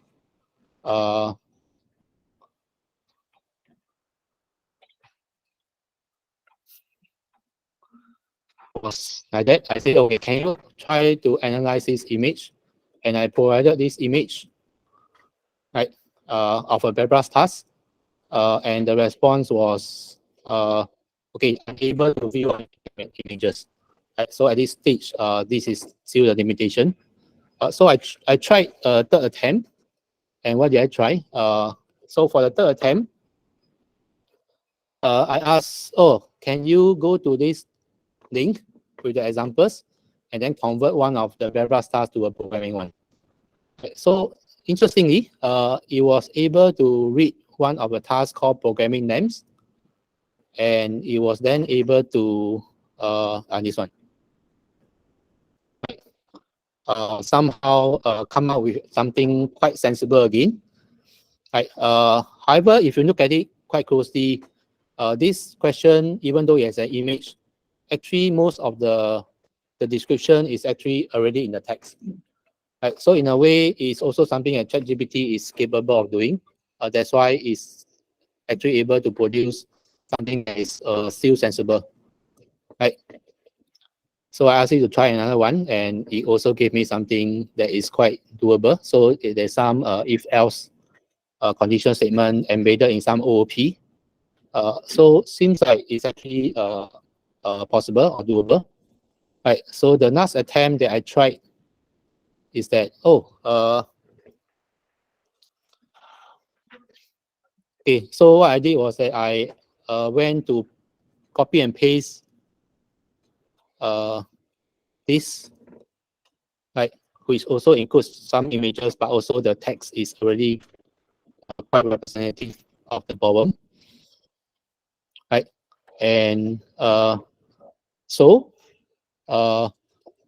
it sensibly came up with this thing called a password validator, right, which is actually quite accurate, right? And they also come up with certain rules, right, which they can infer and paraphrase, right, from the context, right? Then they try to do some testing, right? Then I asked it to provide the solution, and it says that everything is true. But if you go and check the solution, right, the provided solution, okay, one of them is false, right? So apparently, this is probably one of the hallucination problem that they are still able to generate some response despite that. Okay, so the answer is wrong. Okay, so what does this mean? Right, maybe our job is still very safe for now. We still need to value add.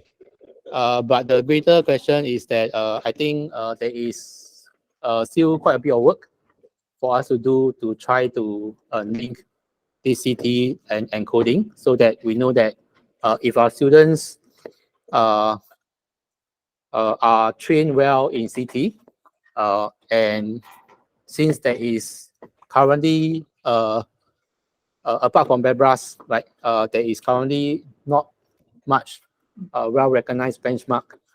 Perhaps we can look at the coding aspect and then do some investigation or study and see whether we can tease out some evidence of CT in certain parts of a code. Right. So I didn't explore very much beyond this for now. Because, yeah, as I said, I'm lazy, right? Yeah. Yeah. So any comments for anyone? Right. If not, we will get the real CT expert, like yeah, Prof. Leong, right, to talk about. Yeah. Okay. Yeah, sure.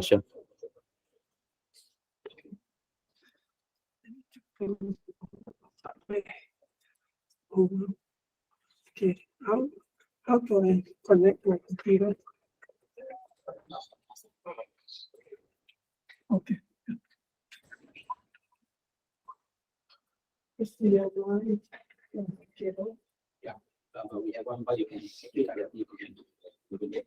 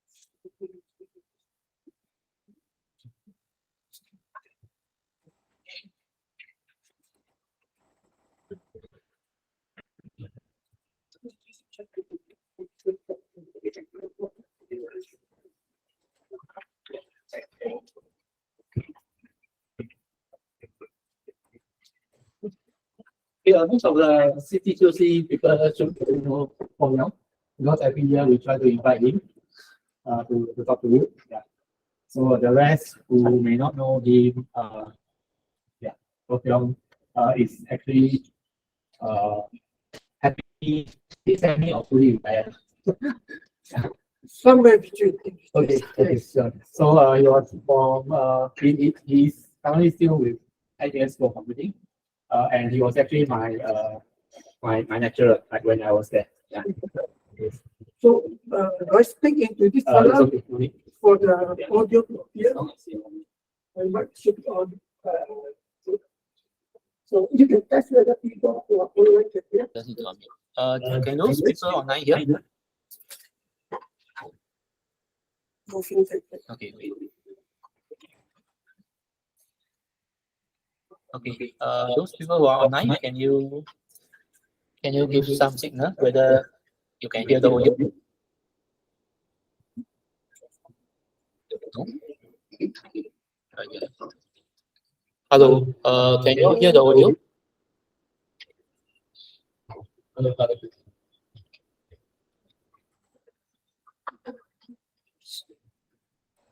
Can you hear the audio?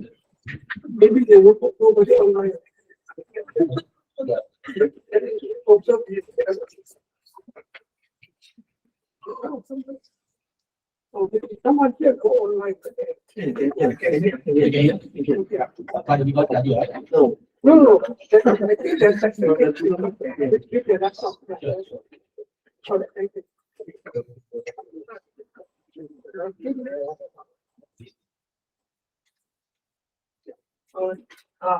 good afternoon, everyone.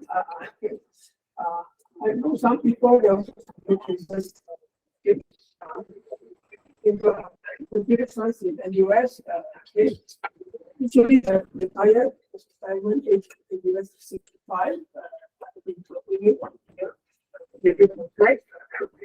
I asked you to part-time so that more time to go up with the schools, things like this today. Today I'm late because today quite late I came back from a trip to Norway, Bergen, for a conference. I'll say a little bit about that conference. One of this first some comments first. Today I missed some talks. I get to talk by Norman also spoke this morning, right? It's a initial talk. But hopefully there will be a recording. Okay. All right. I also missed the talk. Who did the talk? I did SJ. A Thai boy. I was going to make sure I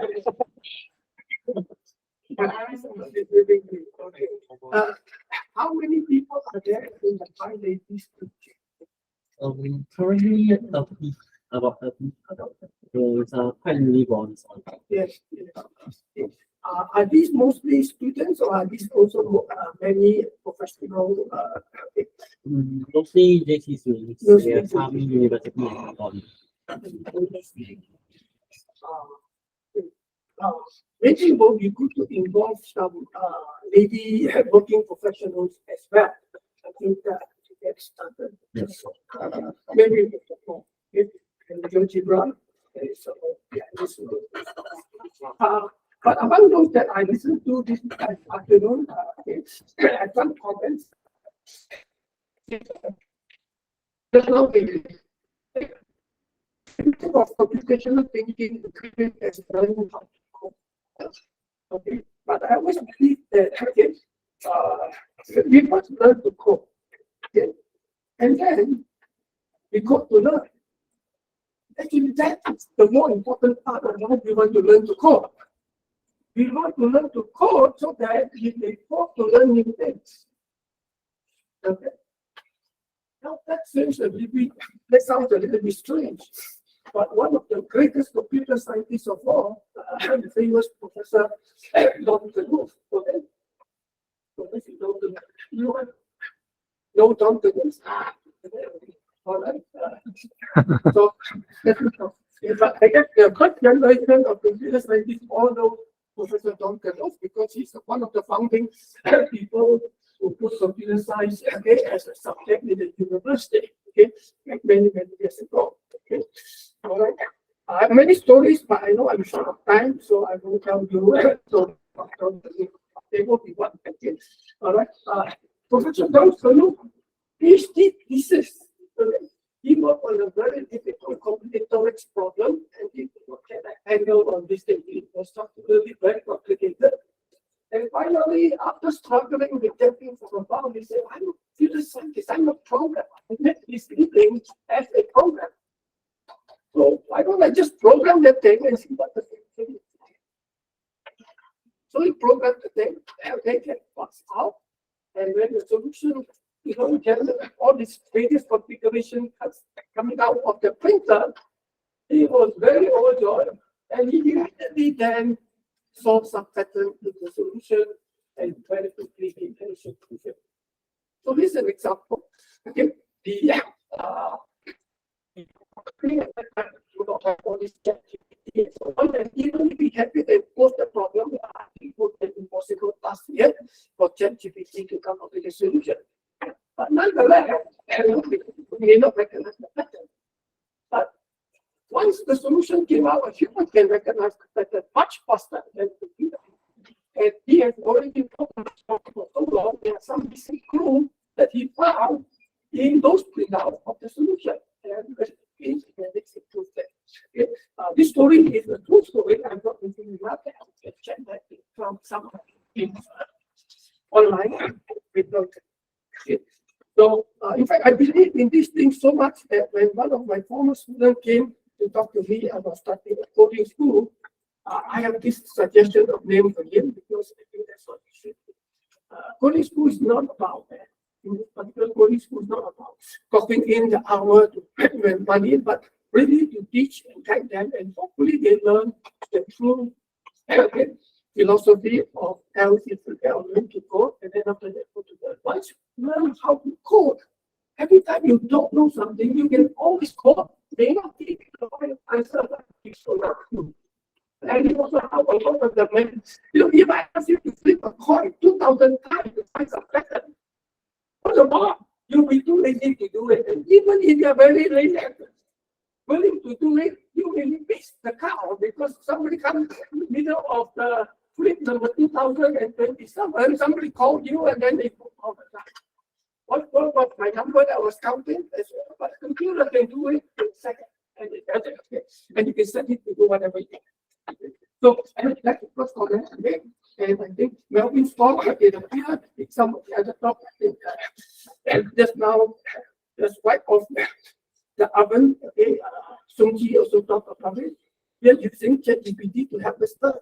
Okay, all right, and because that we cannot do often, that can be okay, this is a very dangerous thing. ChatGPT is like somebody, okay, who is not an expert. So an expert can beat ChatGPT anytime.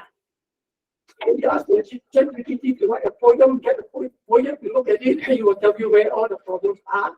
Okay? But on the other hand, ChatGPT can give you an 80% tactile solution. In other words, you will put 80% of all humans on Earth on that particular topic. You think about poetry. How many poets are out there to make the entire population of the world? ChatGPT will beat 80% of them. Easily, hands on. You know. The real danger of ChatGPT is that we humans become expert in only one area. I've not seen a person who is an expert in 20 areas. Okay? ChatGPT is an expert in every area. Everyone. And for every one of those areas, it gives you at least 10,000 solutions. That is the limit. Okay, that thing that is scaring everybody. Okay, that was my first comment. Okay. So okay, just now, Oka was talking about errors in program. Okay, and that reminded me. Okay, sorry, and it involved Dr. Loof as well. Okay, all right. Okay. Dr. Loof is the author of that. How many of you here, I see a lot, use the software called TAG? It's a text formatting system. Anyone? I know a few, okay, but the rest are not going to share. But this, it surprises a lot of people to know that the text processing system that is used around the world is written by one program. That is Dr. Loof itself. In fact, he was thinking, and he's very particular about how his A should look like, and B, C, and all that. How big is the curve? What is the curvature, and all that? Very, very particular. So his books are all typeset with a particular printer. Then the computer evolution took over when the printer said we are going digital, and he was very, very unhappy with how his S appeared. I don't like the way it said.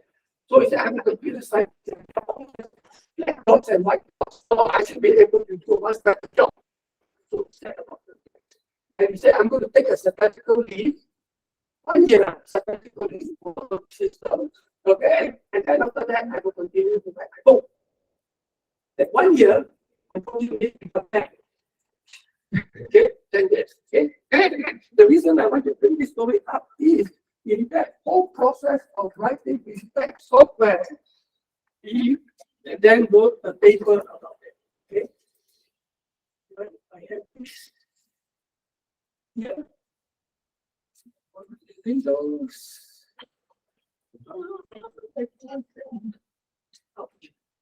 Okay, now I'm going to get it from this. Up now. All right. And so, Professor is very meticulous person, and so it's the software for that to go around that level to create the syntax. Okay, yes, it quoted for a famous person. Okay, okay, all right. It says that what is the working system? Well, it's plain and simple to express. Okay, all right. Again, but less and less and less. Okay. So how do you make sure that you earn less and less and less? So on the entire text system, starting from the first day of development, he wrote down every single error that he found in the software. How many of you have done that? Even for a small program of 100 lines, how many of you have actually tracked and said these are all the errors I made? Well, because you're not going to do. Okay. So, as an example, then after that, you classify the errors. There are these errors. Just now, so I was saying that. So when I saw that, it reminded me of what that. Okay. And once you know that it's the kind of error that you get very often, you have to avoid it. Okay. Or you, in fact, not only annotation will help, very often, you should create some template and make this data better. I don't talk about off by one error. I didn't see off by one error plus this. Maybe we don't off by one error is the one of the most common. You go from 1 to 10, and you do a loop at 10 times, you go 1 to 10. And sometimes you go 0 to 10, and sometimes you go 0 to 10 like 1. All of those. But anyway, and then after that, he himself said that, you know, many of the errors that appear in the front almost never appear at the back. And go down, he becomes better and better at avoiding all of those things. So very soon, those errors sort of disappear. Okay, all right. Now, that doesn't mean that his software is perfect. In fact, he's so meticulous that whenever he gives feedback from people, suggestions of changes, he would also write all of that down. And up to today, he still has that list. Still a list of improvement. He said, I have no time to work on it. In fact, I go back to my books. Okay. Many years ago, as a PhD student, before he graduated and became a professor, book company had commissioned him to write one book because he was writing a lot of books about compounds. And they wanted the book. And to Don Cano, he never take anything lightly. He looked at it, he sat down and said, right, compound, what are the things we need to do? Okay, we need this. And he replied to the book publisher and said, I'm going to write. But instead of one book, I will write 7 volumes. 7 volumes. And the list is out there. We give them the list, they look at it, and very big comprehensive project. That was this. I have his first volume, came out in the 70s. 50 years ago. 50 of them. Okay. All right. Today he has finished 4. Okay. The first 4. I have 1 copy of each one of them. Okay. But volume 4 I have several copies because we created it several times. And he haven't moved to 5, 6, and 7 yet. Okay. So he retired from Stanford. Okay. And he has said that, well, whatever time he has remaining, okay, he will continue to go. Okay. But error, this is a very error. And one very common thing to do is to actually list down the common errors that you have made, and then you will learn to avoid it. Okay. All right. Okay. On our end, I think many of these new IDE have made it easier for us to avoid sometimes. Okay. All right. And of course, it creates other apps. Unfortunately, you can't have the best of both. Okay, so these are some comments, and I think we started here. I'm very pleased to see somebody like him. I said this, to make sure that I do not miss his talk. Okay, because who have who is willing to come out and do this thing, just for his own, and also to share this to many other people, including as teachers. And for him, he sort of expressed. He is learning the difference between being a student and being a teacher. Right? Although they all look like the same thing, but they are very different perspectives. Okay? As a student, you have certain concern. I want to learn something, I want to get an A, I want to get okay? As a teacher, your concerns are different. Right?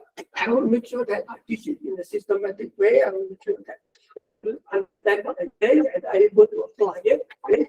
If there are two explanation, I prefer the simple explanation than the more complicated one. Or maybe I can think up new ways of making it simple to present. So we will good from very promising future. Okay. Today I really wanted to talk about my trip to Mike's 70th and 71st birthday. First of all, who is Mike and how come you celebrate 2 birthdays, 70th and 71st birthday? Okay, Mike here is this. It's not very clear here. Okay, so this is Mike. Okay, he's one of the older, famous. Okay, called CS Plug. CS and Plug is the predecessor of Pedras.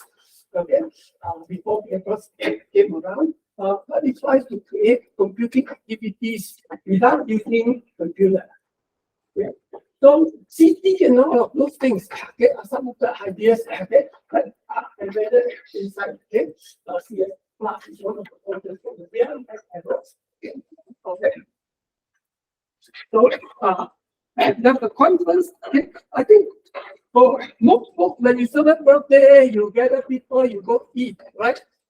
For professors, they celebrate birthday not by going getting they get together to eat also.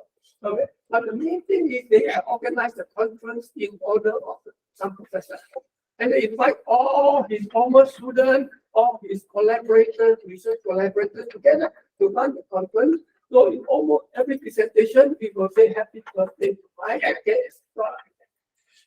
So this is the 70th birthday.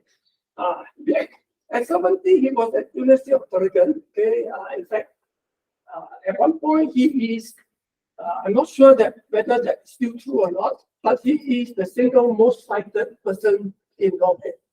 The professor who has written so much. Okay, in fact, the university and the country created a special foundation to invite what they call the top top guns in many different areas. And he was that is special. But Norway also have a very funny rule that you must retire at 17. So he, in his word, he said, I got kicked out. Okay. But anyway, so he was at 70, and then he was told that okay, the contract has ended. Okay. And people delayed the running of the conference, so I think we timed it. His birthday, the conference went from the 12th to the 16th, Monday to Friday, so last week, okay. And again, his 71st birthday fell in the middle of that week. So, in other words, they said that if you don't organize it by that time, it's over already. The time is over. It cannot be 70 anymore. It's already 70. So that's why it's in the middle of 70 and 74. Okay. I gave a talk in that because there's a session in there. The conference is really on a subfield that he has created called FP. So let me show you. I have some of this because sorry, this is a last minute thing, and I sat down, and then Mr. D said, "You are up next." Then I have to quickly rush a few. So some you see are very haphazard.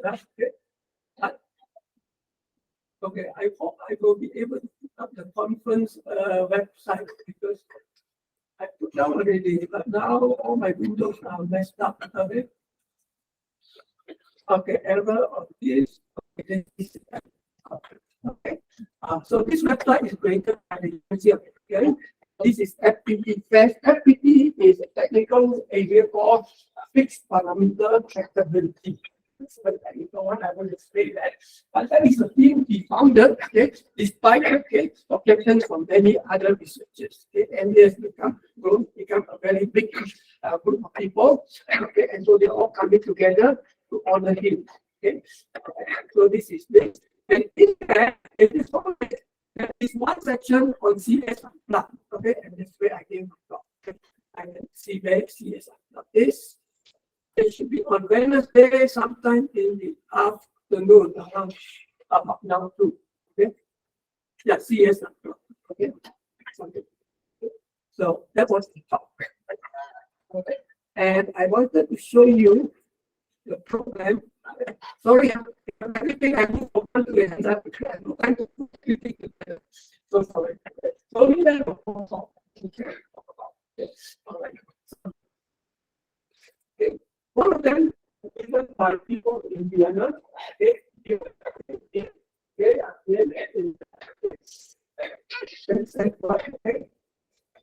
Vienna. Okay. And they did a very big sorting network. But they advertised that they're going to bring a very big shopping network. Okay, I'll explain it later. In the picture. Okay. Later on, there were people from ETH, okay, Switzerland, okay,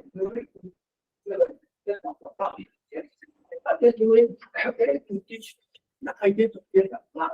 Not that different from the Bedros. Okay, not that different from Bedros. Okay. All right. In fact, this is a husband and wife pair. Okay, both talking about this. But the key highlight to that is they wrote some very nice text. I put a picture of all of them and we'll show them in the next. Okay, all right. That is my thought. Okay, how to think computational thinking into class, what subject they are. But okay, they wanted me to talk about how to computing to the non-majors. Students are not going to major in computer science. Okay? And finally, there were some activities okay, by my other friend, Rudiger. Okay? So let me move on to the pictures. Okay? The pictures are here.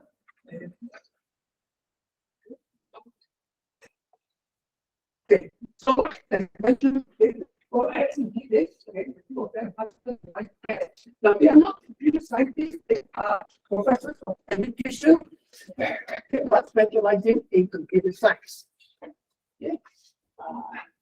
Fortunately, in Singapore, we do not have any other universities apart from NTU, NIE, where you can be a professor of education. All the other universities do not have a college of education. And even in NTU, it is not a college of education, it's an NIE, okay?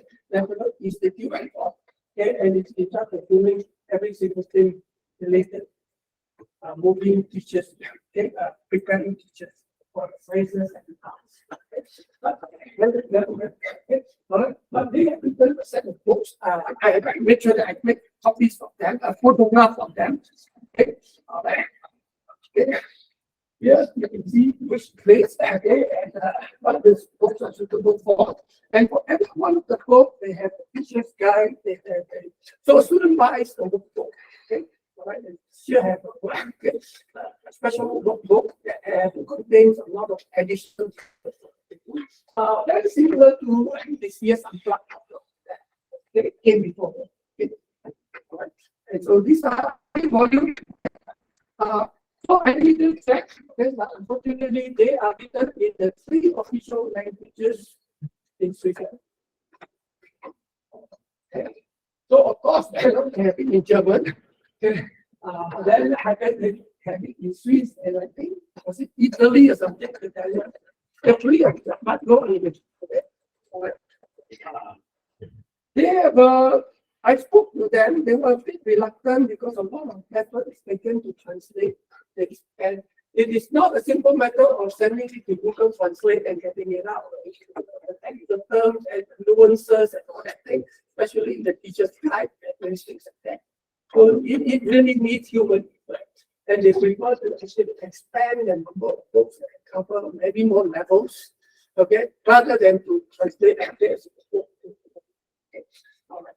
So we are not quite there yet, but yeah, the teachers in Switzerland, for example, and Germany and Italy have the advantage of having all of these.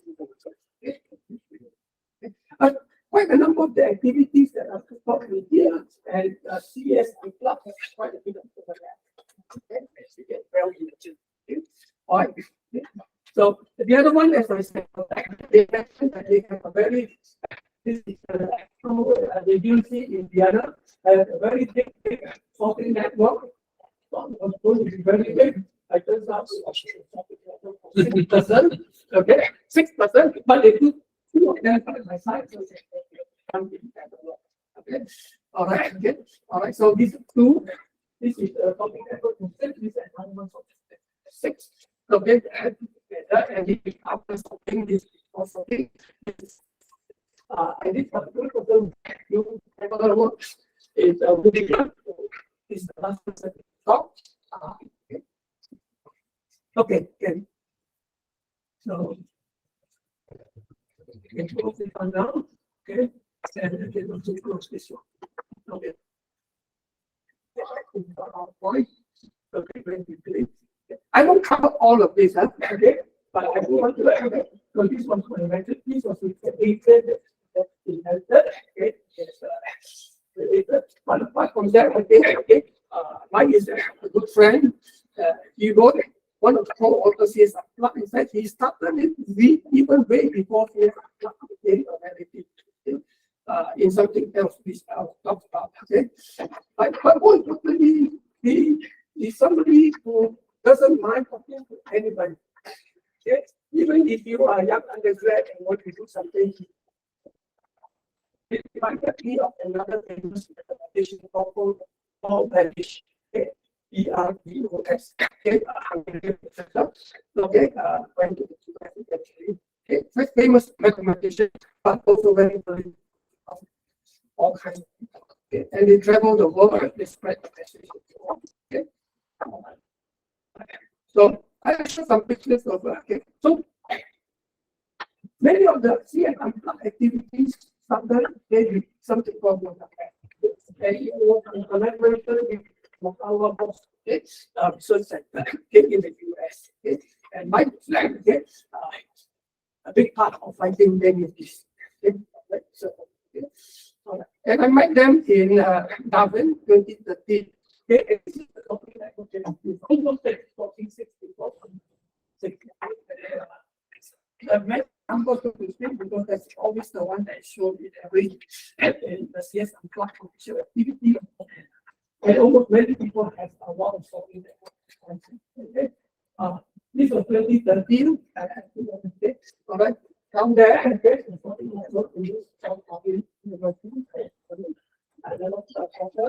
see what at that time. Okay, she also made the same points. That's my fellows over here. Okay. Taking the pictures. Okay. And that's the wife. Okay. When we shared the session of CSR Club. And there's I do have one picture which has been under co-author of CSR Club. Okay. To the many teachers here, okay, and other people who are involved in teaching, I also like to highlight Matt Scott. Okay. Matt Scott was a teacher I met for the first time in the conference. Matt is special in the conference teacher, but he's very eager to learn some of these new things. I heard about CS and plug, so he did that. And he's also willing to teach all kinds of people. So he did very well. Then recognizing and getting some special teachers status when he's able to go to different schools to spread the message. So on this thing, you notice that just now all the sorting color, right? Do you notice that? And it's because he had after the conference is on a mission to go and visit 10 schools.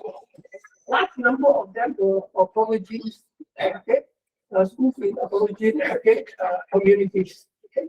And every time he made this one, then he's going to keep it, fold it up nicely and keep it. And then after that, this is in our dormitory, he will start up another one, make it, okay, all right, with some special thing and all these things. And then after that, he will fold it up. So I asked, man, what are you doing? Okay, how come you need so many? So then I'm going to visit these 10 schools. And everyone I visited, I played the game, then I dropped one set so that the teachers can play the game. Okay? I wish in Singapore we have more of this type of teachers who is going to do all of that thing. Okay? All right, or maybe come and help me do this message.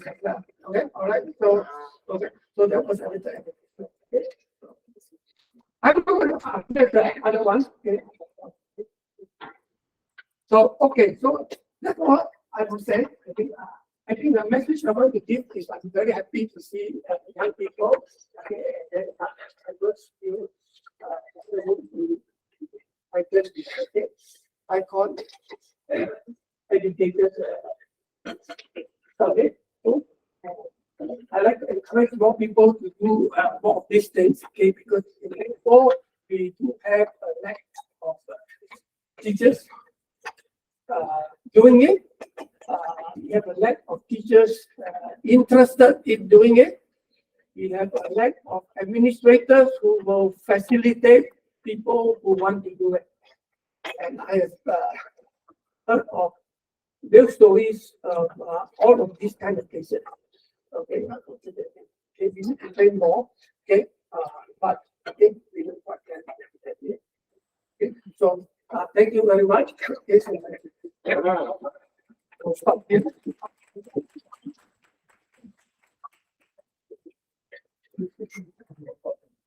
Anyone have any last words? So I can just close, right? Yes. Okay. I guess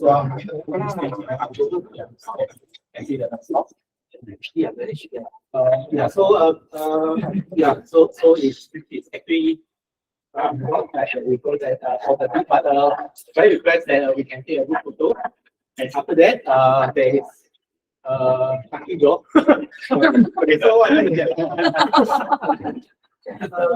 There's still some considerably how it works.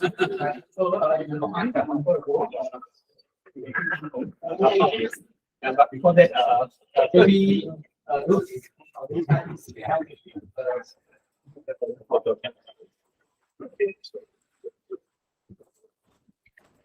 Tell me straight away, you know what they were saying?